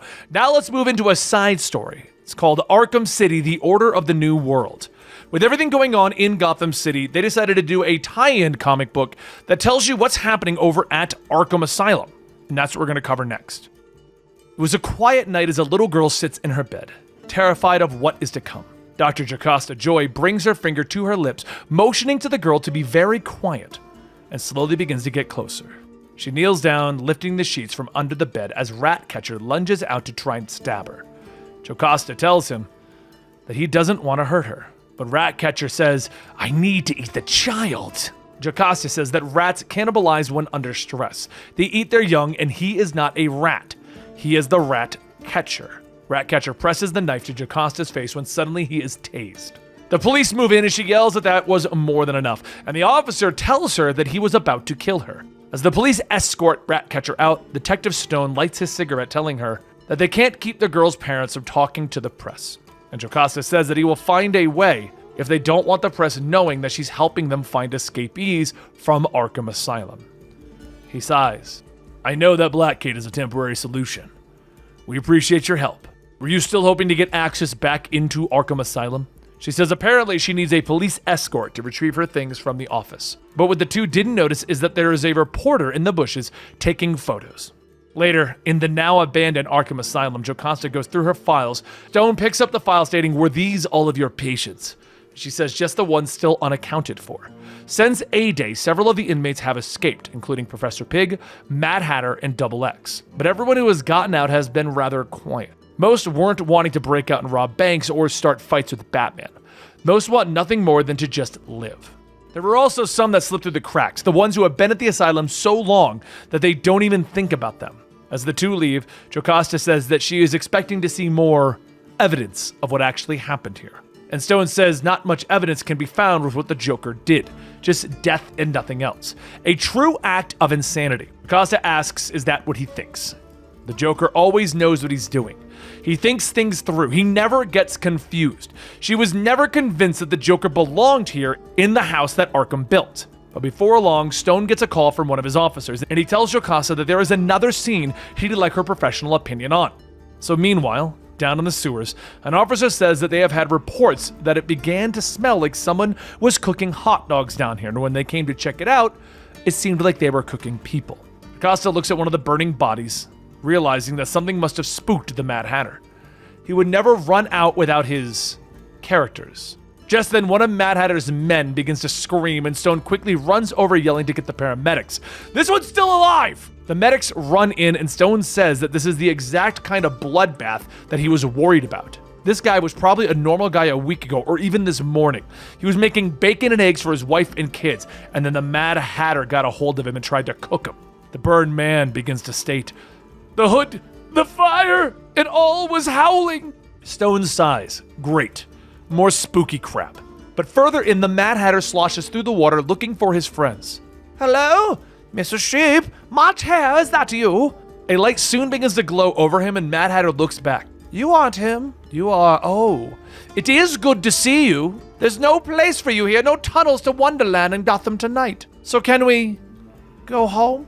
Later, after the police scrub through the whole sewer system without a trace of the Hatter, Jocasta goes home for the night to try and get some rest when suddenly she feels something disturbing in her apartment. She follows the trail of blood into one of the rooms where the 10-eyed man sits on his hands with his legs bent up and over him. Jocasta says that she said before that she can't keep him safe if he keeps leaving. The 10-eyed man tilts his head, stating that he needed teeth. He was going to use his own, but then he realized that God had stolen his entire jaw. Jocasta says, then how is he speaking without a jaw? And after a few moments of thinking, the 10-eyed man says that God must have put it back on then. Which is a shame, as he had to take one from another. He holds up a bloody jaw and Jocasta says, "Oh, God." And the 10-eyed man says, "I needed it. There is a ritual that we must perform to protect us from the ghost of Arkham." Jocasta then thinks back to a man who was taken and beaten in the streets. His name was Jericho Herring, and he was badly burnt during his second tour in Iraq. His head was covered in bandages, and he would often quietly mutter to himself to keep at bay the PTSD attacks that were prone to overcome him. Jericho was beaten because people thought he came from Arkham. It was at that point that Jocasta decided that if she can't help the whole world, she'd help at least one, because helping at least one of her patients would be all worth it. As the war within Gotham continues, Alleytown has become a new focus for the Magistrate. Simon Saint has sent in the Peacekeepers to try and locate Poison Ivy, and if unable to capture her, eliminate her. Their secondary target is Catwoman. For her, they won't be capturing. She is to be eliminated on sight. And to make sure their objectives are met, the Magistrate have also deployed the White Witch. While the Peacekeepers move into position, Riddler radios asking if they've got all that. He only went over the parts that he thought were useful. Catwoman tells him, "Yeah, I read, but none of that bothers me. What bothers me is how did the Magistrate know that we were keeping Ivy in the terminal building? But that's a question for another day. For now, we need to prepare to move Ivy through the docks, just as we did with Maggie. Think you can put all the pieces in place?" Riddler laughs, telling her, "Of course. No problem at all." Meanwhile, elsewhere in Alleytown, Clayface and his crew block off some of the Magistrate's advance, and Firefly sets the group on fire, telling them, "Welcome to Alleytown!" As the smoke clears, the Peacekeepers continue their march, continuing to fire with RPGs, clearing their very path. The blast knocks everyone away, but Clayface catches them, and Cheshire yells, "You're all freaking relentless!" Croc says that they're slowing the Magistrate down, but they're not stopping them, unless they've got another plan. Just then, Plan B appears before them in the form of Harley Quinn's bat. As the gardener's plants begin to take out the others, Harley says, "Mr. Croc is right. I never leave home without Plan B." Now, I don't suppose you might be able to point myself and the gardener towards the closest Pammy, would you? And Clayface asks, "What's a Pammy?" Catwoman appears from the shadows telling everyone, she means Ivy. But I have a plan. One last con to pull, and all we're going to need is a crew. Catwoman begins to lay out their plan, setting up things as they go, and while the others get into position, Clayface tells her, "You know this is a siege, right? You're pulling back to the hold, but we don't have an exit strategy." Catwoman says that she is the exit strategy. She is the secondary target. They're chasing her, and if things go south, she'll lead them on a chase and turn herself in. Should give everyone the window to go to the ground. Once everyone is in place, just as expected, the Magistrate blow their way into the terminal building. On the front lines, Catwoman, Harley, and the Gardener all take on the White Witch, while the others sneak Ivy out through the back. Riddler tells the driver to make sure not to take his foot off the gas. The Magistrate drones all begin to move to the back to follow, and that's when Riddler tells the others to move out. Just then, identical trucks start to pour out, and the drone operators report back that there are too many vehicles to follow. Please advise course of action. But back inside of the terminal building, Harley cracks White Witch with her bat, yelling, "See? Plan B works every time!" However, as White Witch is taken down, another truck pulls up, opening its doors, revealing several test tubes inside. The Magistrate operator says that they've got clearance to initiate recalibration protocols. Recommission assets White Witch versions 4 and 12. Designate pursuit of primary and secondary targets, and versions 4 and 12 step out. Activation confirmed. But the battle for Alleytown with all of the villains will have to be put on hold, as according to the reading order, we now have to go to Nightwing Issue 85. With their systems compromised, Oracle sits up, telling everyone that she is putting out one final message to everyone. Her network, the Oracle system, the system that she uses to aid the entire Bat family, has been taken over by a woman known as Seer, who is posing as her. Nothing that they hear from the Oracle network can be trusted, and she is very sorry for this. But inside of the clock tower, Seer asks why would she go and ruin her fun? And what are you wearing? Barbara tells Nightwing to help her. Destroy everything. Oracle must die. The two begin destroying all of the computers, and as the last one is unplugged, Barbara radios back to Tim, telling him that he needs to meet them at the Oracle 2 site in 10 minutes. Tim responds that he's on his way, and Nightwing pauses. Oracle 2? And what does Tim have to do with that? Barbara tells him that Oracle 2 was her backup system. Tim has administrator privileges. She built it in as a way that it can't be taken down remotely, so they're going to have to go themselves to shut down Oracle 2. Nightwing asks if she's sure, and Barbara says that she is. Seer led her into a trap and almost murdered Nightwing. As Barbara puts on her mask, Nightwing says his point is that she doesn't have to go out there. Not with her. Barbara stops him, telling him that she doesn't care about the risk. She's going out. Not the first time that she had to convince him to leave a tower. After thinking back to when they were younger, and Barbara would help Dick sneak out, the two end up making their way to Oracle 2, and when they stop, Nightwing asks if this is it. Barbara asks how did he know, and Nightwing looks at all of the Magistrate drones, telling her, "You know, I'm a pretty good detective too." Barbara stares for a moment and says that the Seer knew that they were coming. She probably posed as Simon Saint and sent the Magistrate over here. Nightwing fires a smoke pellet in the middle of the crowd, and the two begin to get to work taking out the drones. When the last one falls, they begin to head inside, but the heavy metal door slams shut behind them, and a green gas begins to fill the room. Barbara grabs her head, telling him that she doesn't feel good, and Nightwing calls out to her as a man appears with a gun.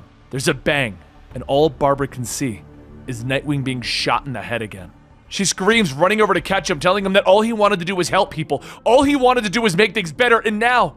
Barbara shouts as she jumps through the smoke, grabbing the drone, beating it down over and over until a hand reaches out for her. She yells for him to get away from her, but Tim puts a mask over her face, telling her to stop fighting. Both of them are okay now. Seer booby-trapped the place with fear toxin. Whatever they saw isn't real. Once they get over the fear toxin, Barbara gets up and grabs Nightwing, telling him that she thought he was gone. She thought, and she just kisses him. She kisses Dick Grayson. Tim smiles, stating, "Finally!" The Seer appears on the screen, telling them, "Wow, I figured it would be bats or something, but nope. Your greatest fear is losing each other?" That would be touching if I wasn't, trying to destroy you. Barbara gets to work on the computer, and the seer asks what is she doing. Is she going to shut it all down? Barbara tells the seer she already did. She didn't try and hack into the system. She hacked into the camera, the one that she is sitting in front of. Seer laughs, telling her that she can change her appearance whenever she wants. And Barbara says that isn't it. She just wanted to see the background, to see where the seer is. She doesn't need to know who she is if she knows where she is. And she's up there in the Magistrate's sky base, and we're coming for you. The seer laughs again, telling her that is impressive, but you're going to be just a little bit too busy to come and get me just now. See, I arranged an attack on your home while you were out. The screen shows Spoiler and Orphan back in the clock tower, with Nightwing yelling over the comms, "Can you hear me? You have to get out now!" Nightwing, Barbara, and Tim all rush out to try and make it back to the tower, and just as they are down the street, the clock tower explodes with the young Batgirls inside. Now, according to the reading order, we now cut over to Detective Comics 1044. City Hall was just attacked by Nero XIX, and it forced Mayor Nakano to flee, unwittingly into Nero's private military. As Batman intervened and Nakano was about to escape, both he and Batman were forced into the unstable sewers. But as the two of them got separated, Nakano stumbled across a cluster of what looked to be eggs, and inside of them, a parasite very similar to vials. Batman shines his light around the sewers, unable to find Nakano. He radios back to his source asking what the status is on City Hall, and he gets an update that Nero's got a hold over the building. But the further that Batman travels underground, his connection back to the rest of the Bat family begins to weaken until he's finally cut off. Unbeknownst to him, City Hall is already under control because Batwoman has made her way in and has taken down Nero and his men. But back underground, Batman begins to call out for Mayor Nakano when he hears a faint skittering at his feet. He looks down thinking that it's just one of the Gotham City bugs or vermin scurrying about. But what he sees is more parasitic. A parasite that looks like the one that he was infected with not too long ago. He goes back calling out to the mayor through the cave-in, and just on the other side, Nakano asks who's there. Batman tells him that he's going to get him out of these sewers and away from these parasites, but Nakano yells, "No.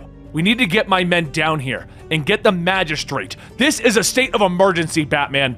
Batman tells him that the tunnels are unsound. There have been a dozen rounds of explosions in here in the past month. Does he really want to call in an army and threaten their lives just to find him in the dark?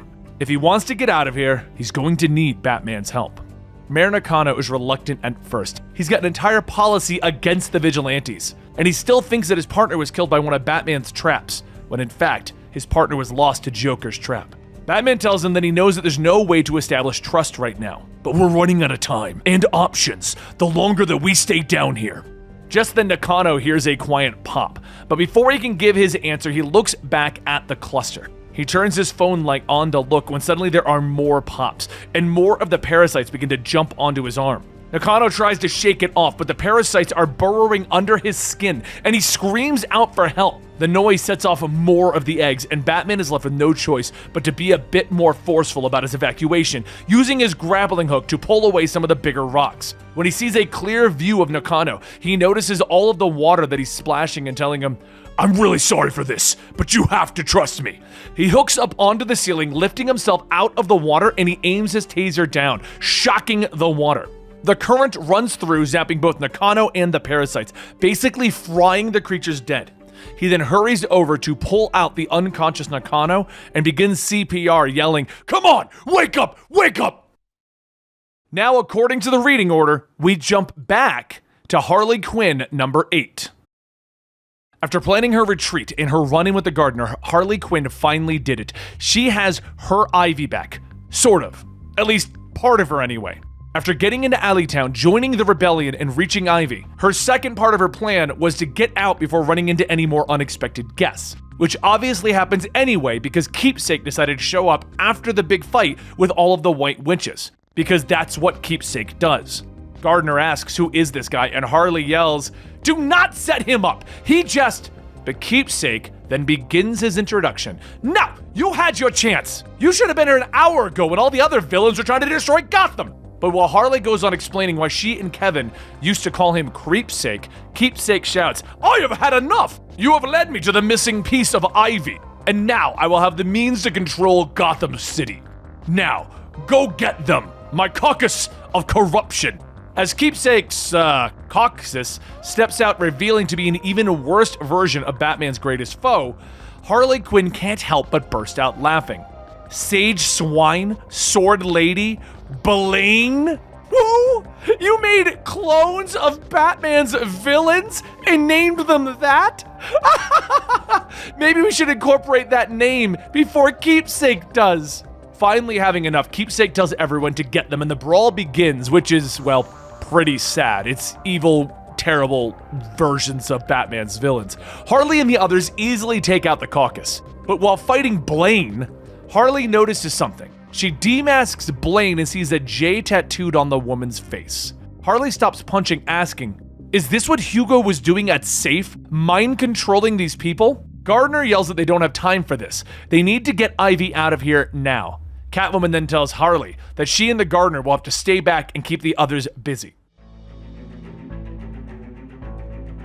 In our last video, we left off as the Magistrate began operations moving into Eden to take down Poison Ivy. With Satan the Peacekeepers looking for any sort of win at this point because they've been losing Gotham to Scarecrow, this is supposed to restore the public's faith in their ability to save Gotham, not Batman. But as the Magistrate moves in, they begin to notice that their readings are not showing any life. Ghostmaker's voice comes over the comms telling them, yeah, that would be me. I'm going to suggest you all retreat now.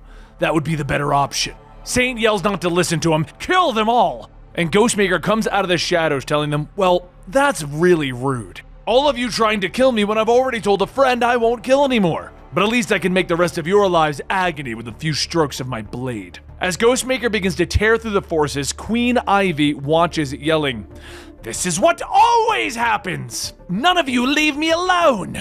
You've all come to take what little space I've made for myself. There will never be paradise until Gotham is razed to the ground!" Ivy's vines begin to lash out and spread throughout the entire city as they take hold, sending shockwaves throughout Gotham, ones that are felt even in the sewers. Batman and Miracle Molly are running through the underground tunnels while Molly directs them to where she thinks the Mind Machine is when everything begins to rumble around them. She asks Batman what is that, and Batman tells her, Ghostmaker said that Ivy's vines were wrapped around the bedrock of the city. The Magistrate is desperate for a win. If they're going after the evil version of Ivy, Queen Ivy, Ivy could easily collapse Gotham into the cave system. We need to hurry. But then another voice tells him, your time is already up. Batman turns the corner to see Scarecrow sitting there telling him, I've already deprogrammed myself from your brainwashing. Your little toy isn't going to work anymore, Scarecrow. Scarecrow tells him, I figured as much, but the Unsanity Collective, their technology was built from the same hacker tech as mine, which makes them uniquely susceptible to the programming. As Scarecrow presses a button on his controller, Miracle Molly falls to her knees, screaming to make it stop, and Batman yells, let her go! Scarecrow stares, telling him that the Unsanity Collective's ideology is backwards. You must see it! How unfit they are to deal with the true, unadulterated fear without a lifetime of suffering. Bring the girl! We're going to set the stage of my final plan, the ultimate fear state! As they get into Scarecrow's underground lab, Scarecrow continues to torture Sean Mahoney out on the streets, telling them that Sean here has experienced so much trauma recently. The death of Arkham Asylum, being used as a weapon by Simon Saint to kill a man with his bare hands. Just look at the monitor! His brain is rewriting itself to process all of that fear and horror! He is evolving. It's beautiful. Batman reaches back, grabbing a batarang, throwing it at Scarecrow's hand, knocking the controller free. But Scarecrow lunges, catching it, shouting, I will not let you ruin this, Batman! Not when I am this close! He gets up and begins to back up slowly, stating, I almost forgot how fun this was. You keep outfoxing me. It's a fun game.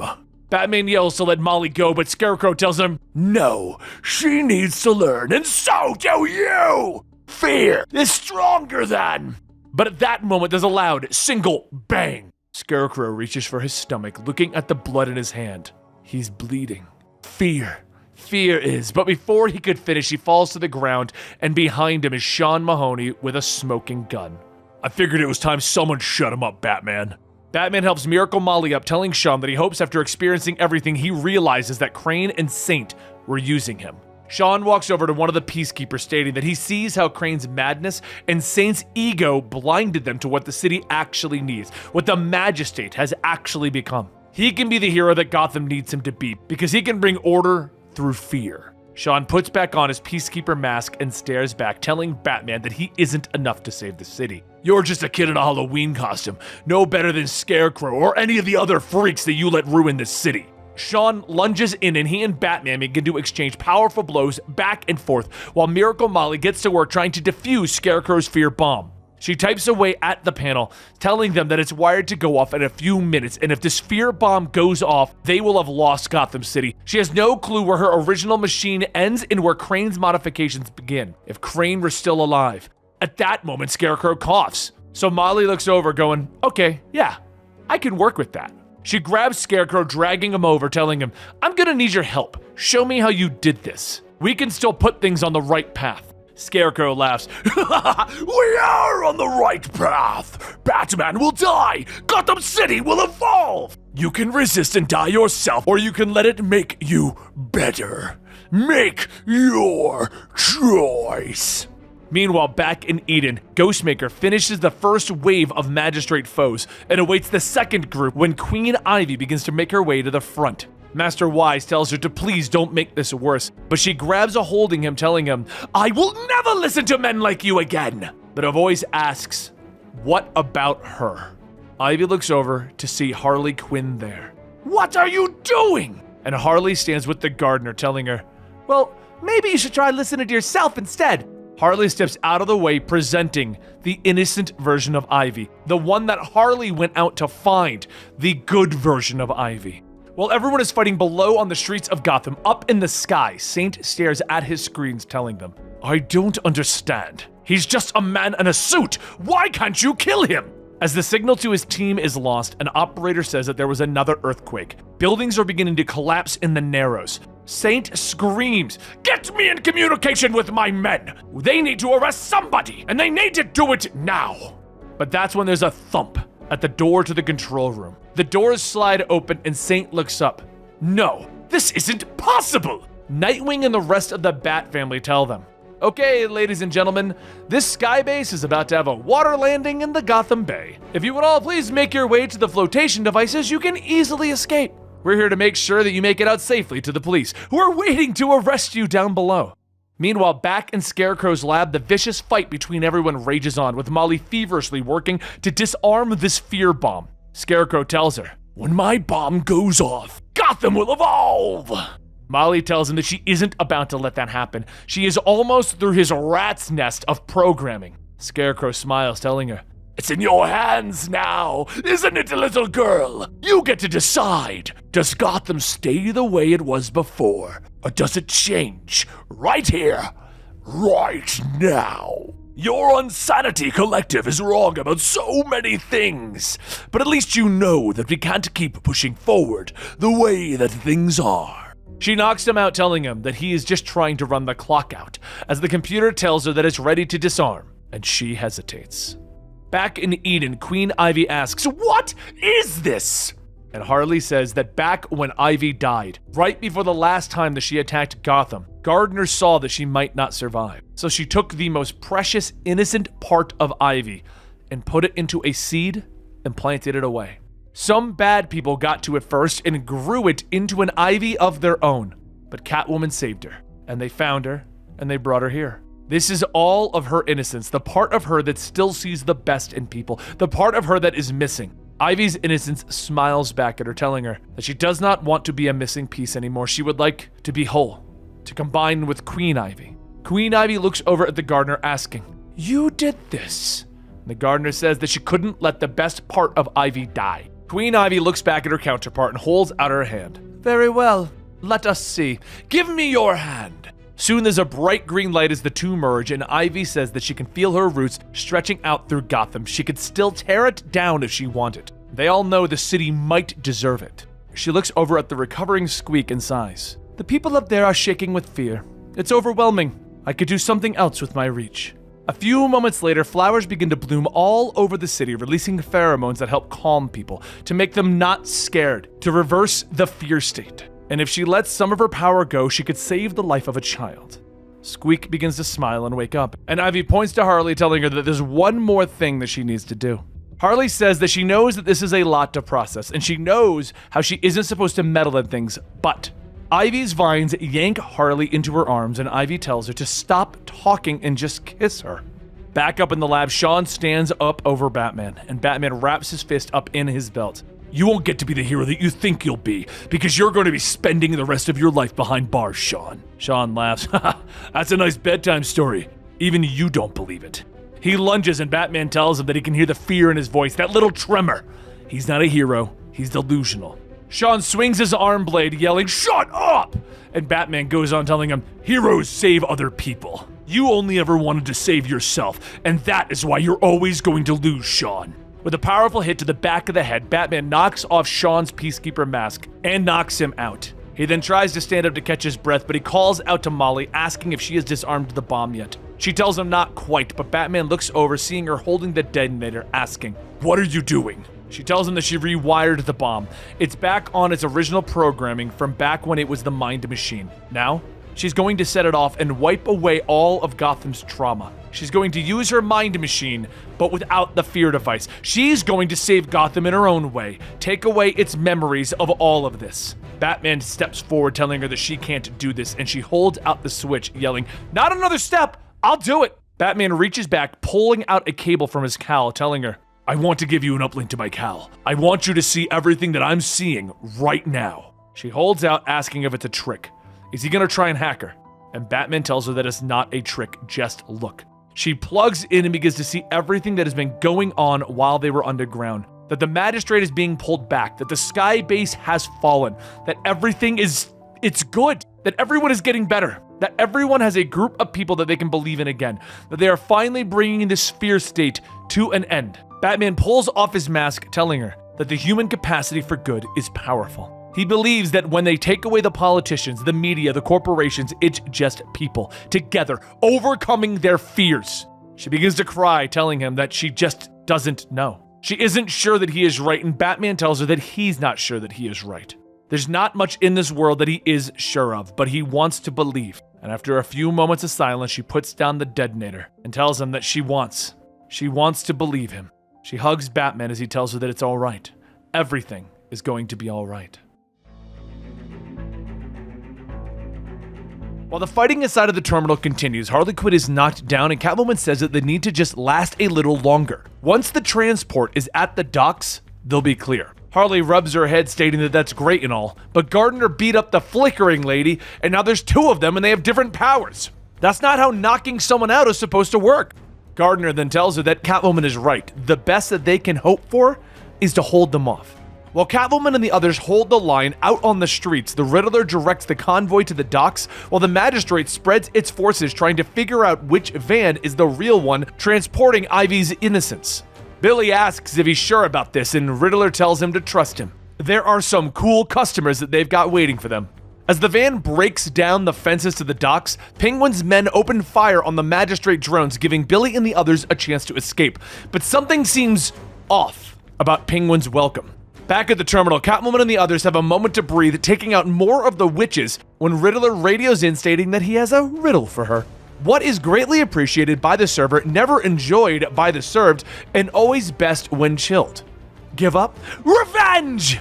Everything that she has built, this alley town that she made herself queen of, all those that she saved and all those chains that she broke, she built that off of what she stole from him and the Penguin, and right now, they're taking it back. They'll have the only piece of evidence that will ruin Simon's Saint, so they'll have the leverage. And once the Magistrate removes all of the vermin here, he and the Penguin will control Alleytown and all of its secrets. So how does it feel to watch everything that you've built up slip away like sand in your fingers, Catwoman? As she listens, another call comes in stating that everyone is safe, and she smiles. She looks up at one of Riddler's cameras, telling him that she suspected that he was the one who leaked Ivy's whereabouts to the Magistrate, and she knew that he'd go after her. In fact, she counted on his betrayal. That's why she sent Clayface to Ivy's place and a few more party crashers. So while the magistrate came to the docks to pick up Penguin after her crew gets out, that'll make Grove Street safe for a bit. Because they never moved Ivy. Harley and Gardner got her out of here safely. So that only leaves her behind. And he's wrong. None of what she has built has slipped through her fingers. And if it means that she has to give herself up to protect it, that's a choice that she will make again and again. But outside, Shoes says, "Not just yet, Cat." And after calling in some reinforcements, they see a white car bursting through the terminal. And as it comes up to a fashionable stop, Ghostmaker gets out. Together with Ghostmaker, Catwoman fights back the droves of witches, telling herself that she won't be afraid anymore, that she won't run away. She won't be afraid to care or afraid to lose. She is unafraid. She came to Alleytown looking to prove to everyone else who Catwoman really is, and maybe she was just trying to find out herself. But she doesn't have fear for this town. It'll be fine. Its people and heroes are more resilient than they've been given credit for. So often, she'd stand here on the cold rooftops wondering if she might get a shadow to chase her just so that she can stop feeling alone. But she isn't even afraid of that anymore, because there's always people there. And there you have it, the resolution to Catwoman defending Alleytown during Fear State. Harley Quinn did run off and bring the innocence of Ivy back to Queen Ivy, as we discovered in last week's episode of Batman. But now it's time to go to Nightwing Issue 86, so we can discover how he and Batgirl got out of their situation and ended up going over to stop the enemies. Nightwing, Barbara, and Tim all stand in disbelief as they watch the clock tower explode with their friends Spoiler and Orphan inside. The three run to the rubble and begin to pull back the rocks, hoping, praying to find their friends alive. Their muscles aching, their fingers bleeding, not stopping until they get a call on the comms from a familiar voice. And Barbara grabs the radio yelling, if they can see, "Can you move?" Across town, Spoiler tells her, "Yes, I can move, and Cass is with me. Is, everything okay?" A few moments later, everyone meets up, and Spoiler says that this is an unusual amount of hugging. What is going on? Orphan says that they thought the Magistrate killed them, and Nightwing says they did, but it wasn't the Magistrate who attacked. Barbara points up at Skybase 01 telling them that the Magistrate pulled the triggers, but someone else told them to fire. A woman called Seer. She's hacked into the Oracle systems and she is up there. Tim asks how they're getting up there, unless the two lovers want to be alone. Spoiler asks, wait, why would they want to be alone? So Tim informs her that they kissed. She smiles. Finally! Barbara stops everyone. Can we not do this right now, please? Orphan whispers over. Good kissing? And Barbara smiles, whispering back, yes, it was good. Now let's focus up. We can reprogram the drones to fly up there, and Tim says that if they do that, the Magistrate would notice. Magistrate then asks, well, what if we were Magistrate soldiers then? We have flight packs. All we need to do is knock out some of the patrolmen. A few moments later, one of the Magistrate soldiers is hit with a can, and they turn around to see Tim and Spoiler and give chase. Tim and Spoiler lead them down a dark alley where Nightwing, Barbara, and Orphan spring into action, knocking everyone out. Everyone begins to equip the armor, and Spoiler begins to fly out, stating, okay, I just want to set the record straight. We need more plans that include jetpacks. Once outfitted, the five fly up to Skybase 01, but Seer stops them as they board, telling them, I knew you were coming, and I made sure that they knew as well. Nightwing yells to remove their helmets so they know who not to fight, and engage the oncoming wave of soldiers. Seer watches, stating that it looks like they're really bogged down. Guess it's time to bring this all to an end. Spoiler asks what is she talking about, and a second later the sirens begin to blare. Nightwing realizes she's bringing down the airship, and Seer tells him, I am. And someone better do something about all those kids it's gonna crash into in the city. Nightwing asks her, what kids? She tells them that a bunch of the kids of Gothamites just paid Simon Saint to bring their kids up here, thinking it'd be safer up here than on the ground. Poor decision in hindsight. Everyone follows the screams to a room where two soldiers are keeping watch over the children. One soldier is asking, what is happening? And Nightwing tells them that their ship is going down, and we'd prefer violence in front of the children. Orphan cracks her knuckles, telling them, don't fight, just run. The soldiers drop their weapons and begin to sprint out of the room, and once clear, the children ask Barbara if she knows Wonder Woman, and Barbara tells her, I work with her all the time. Another asks Nightwing if he knows Superman. And Nightwing tells him, I'm actually pretty good friends with them. Barbara tells everyone that these are Batgirls and Robin, and they're going to try and help them get off the ship. So Tim asks, what are they going to do? And Nightwing says, we're going for the command center. As the two get over there, they find Simon Saint already trying to control the situation, but he and his guards turn their guns, with Nightwing knocking them out and Barbara stating that she isn't here. She pulls out a jump drive stating that Seer was here, and Saint didn't even know it. She could find her, but that might not even be an option. So Nightwing asks if she would settle for hacking into the headquarters of the oppressive force that is terrorizing her city and her friends, and bringing it down from within. Barbara laughs, I suppose I could do that. Saint yells that they won't be doing, but Barbara knocks him out, grabbing the intercom, telling everyone that she is taking control of the airbase. But she will not stop its fall. She instead will direct it to Gotham Harbor. You have 3 minutes to evacuate. As everyone begins to escape from the ship, Barbara asks if he would like to do the honors, so Nightwing presses the button stating that he'd love to. And as Skybase 01 crashes into the water, Nightwing and Barbara watch as it sinks. And Nightwing says, you usually look a bit more happier after taking out the bad guy. She holds up the jump drive stating that Seer played them and hacked Oracle and got away. She knows too much. She threatens everything. And Seer could be anyone. As she looks at the drive, she notices a strange marking on it though. Meanwhile, elsewhere, the one girl who asked Nightwing if he knew Superman walks down an alleyway, pulling down the hood of her jacket. And on the back is the same marking as the jump drive. Well, now we know how Nightwing, Batgirl, and the rest of them got into the actual ship to stop Simon Saint on behalf of Batman back in her last Batman issue. And we also have a new villain out in the works, a young girl who's apparently capable of hacking into Barbara Gordon's network. But it's time to go finish up the storyline with Batman and Mayor Nakano that was apparently happening between all of this, so this one isn't going to line up at all. Here we go, the finale to Batman saving the mayor. When we last left off with the mayor and Batman, they were down in the sewers dealing with parasites, and Batman had to tase the water frying the creatures, only to find that he knocked out Mayor Nakano, and he was beginning CPR telling him to wake up. After several minutes of beating on Nakano's chest, Nakano gasps for air, screaming to get them off, but Batman tells him, it's okay, the shock took care of the parasites. He shines a light into Nakano's eye and studies it for a moment, telling him, good, no abnormal reaction to light.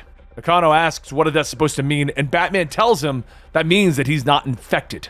Now they need to get out of here.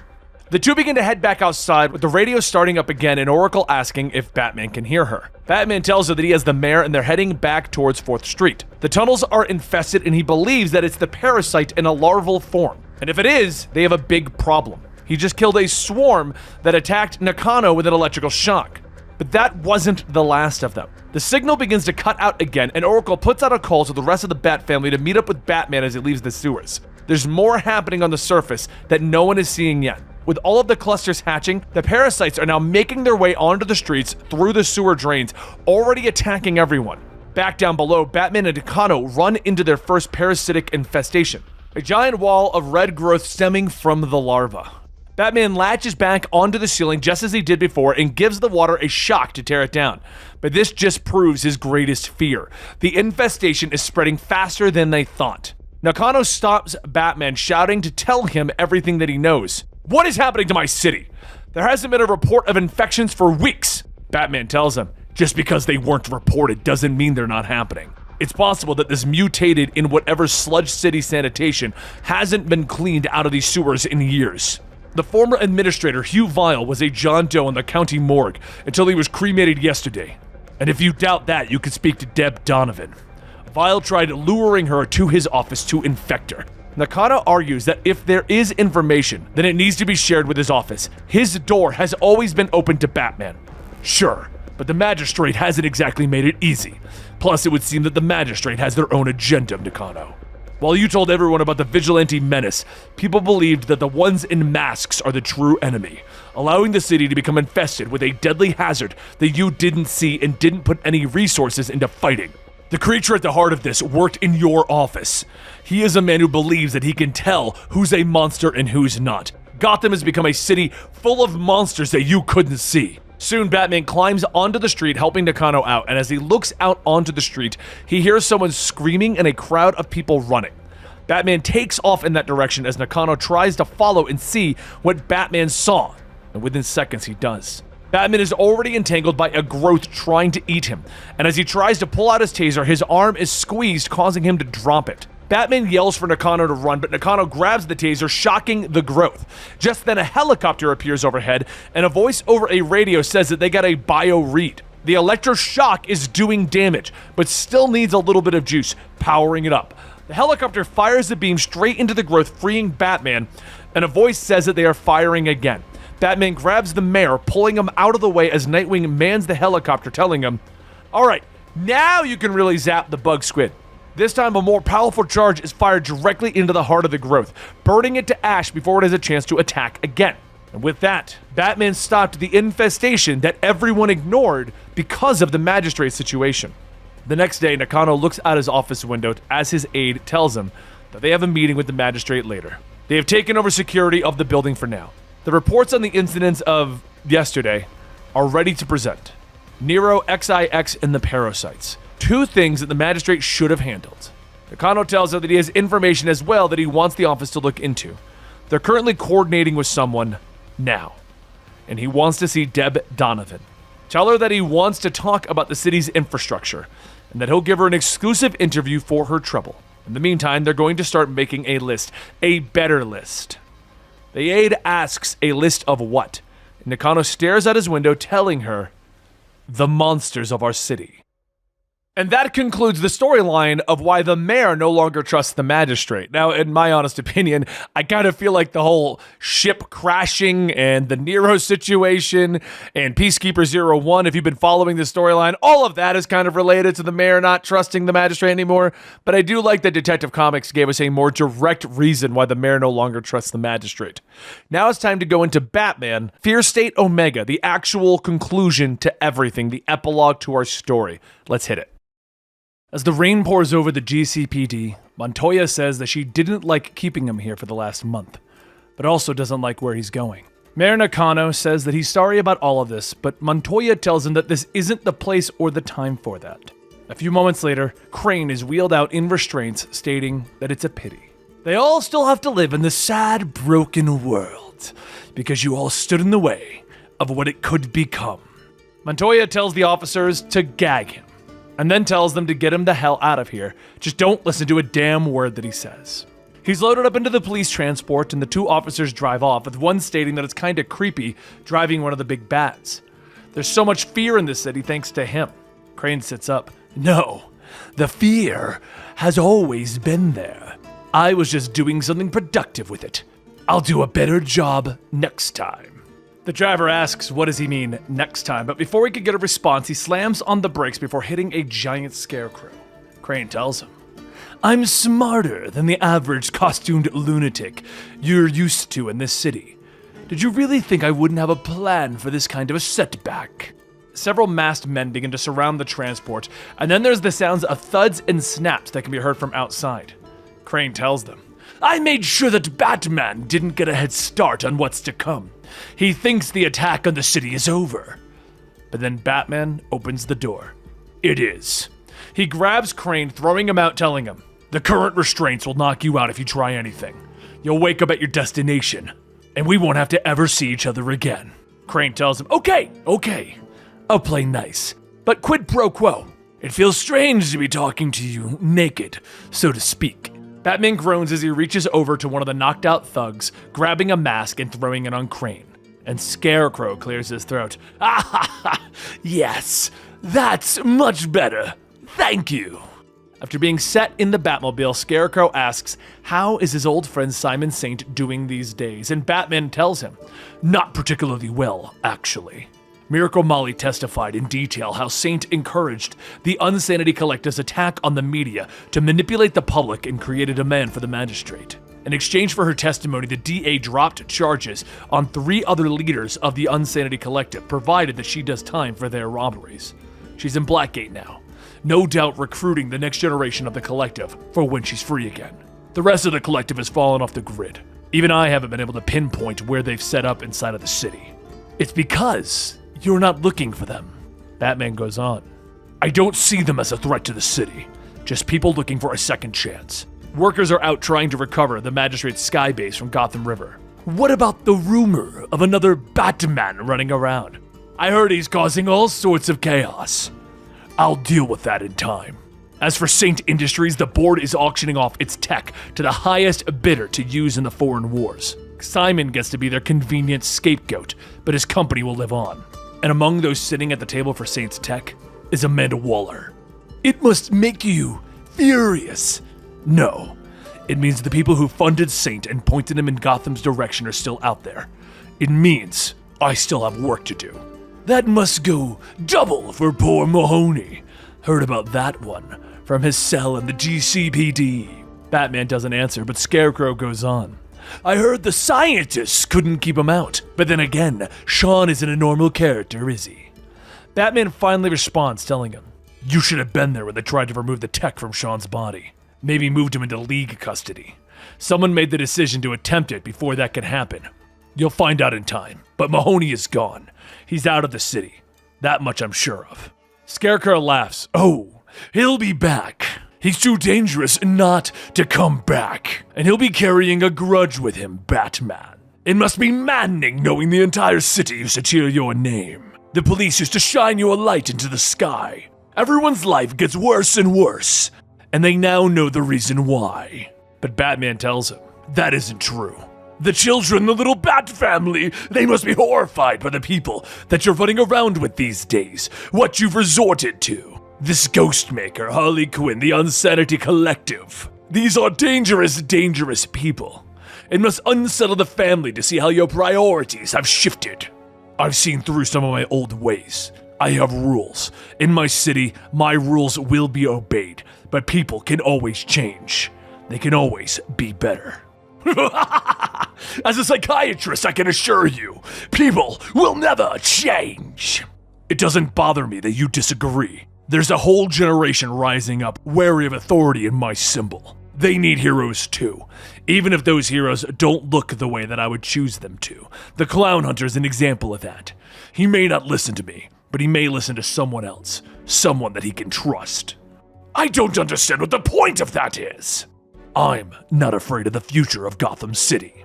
I've seen it change many, many times over the many years. I've seen it become many things. I've had to become so many things to fight back against it. I have failed an impossible number of times, and I've won an impossible number of times. Some of the other villains have built new lives for themselves and moved from villainy. Some of them have doubled down and changed their methods. But you have never changed. And now you tried the biggest attack that you ever dared on the city, and it failed. What more could you do? The same thing again, but bigger, Scarecrow? I may not know what tomorrow looks like, but it doesn't scare me. Not anymore. Batman is shaped by fear and trauma, and it has changed me many times. But Scarecrow has pushed himself to the limits of fear, and you have never changed, never evolved. Just look around. The city shrugged off the fear state like it shrugged off the Joker War before it. There are scares, but the city is moving forward. There was a time when I thought I could control Gotham, but I know now that Gotham cannot be controlled. It doesn't need me to evolve. It doesn't need the Scarecrow to evolve either. It's going to keep evolving with or without both of us. I'm excited to see what tomorrow's going to bring. I'm going to save everyone I can within my power, and that's all I'm going to do. And that doesn't scare me, and neither do you. Scarecrow is shocked. You're wrong! You're lying! This is some sort of mind game! Batman slows to a stop. You'll have to take that up with your new therapist. He gets out, dragging Scarecrow to the doors of Arkham Tower, and Dr. Meridian says that she was worried when she got word that the transport got hijacked. Scarecrow scoffs. Chase Meridian. Meridian says that she's looking forward to speaking with him in more detail. She's read all about his work. It's deranged, of course, but deeply fascinating. As the orderlies take Scarecrow, Dr. Meridian turns to Batman, stating that she hopes that her new hospital can be a light to him as well. Because this all began with Arkham's destruction, and now it ends with its replacement. Some things never change. Batman stops for a moment, looking over his shoulder. Maybe some should. And that concludes our full story coverage of Batman Fear State. To find out what happened next in Batman, make sure you subscribe to the channel, hit that like button, and turn on that notification bell. And don't forget, you get early access to all of our videos over at Patreon, patreon.com/Comicstorian. Thank you, and I'll see you next time right here.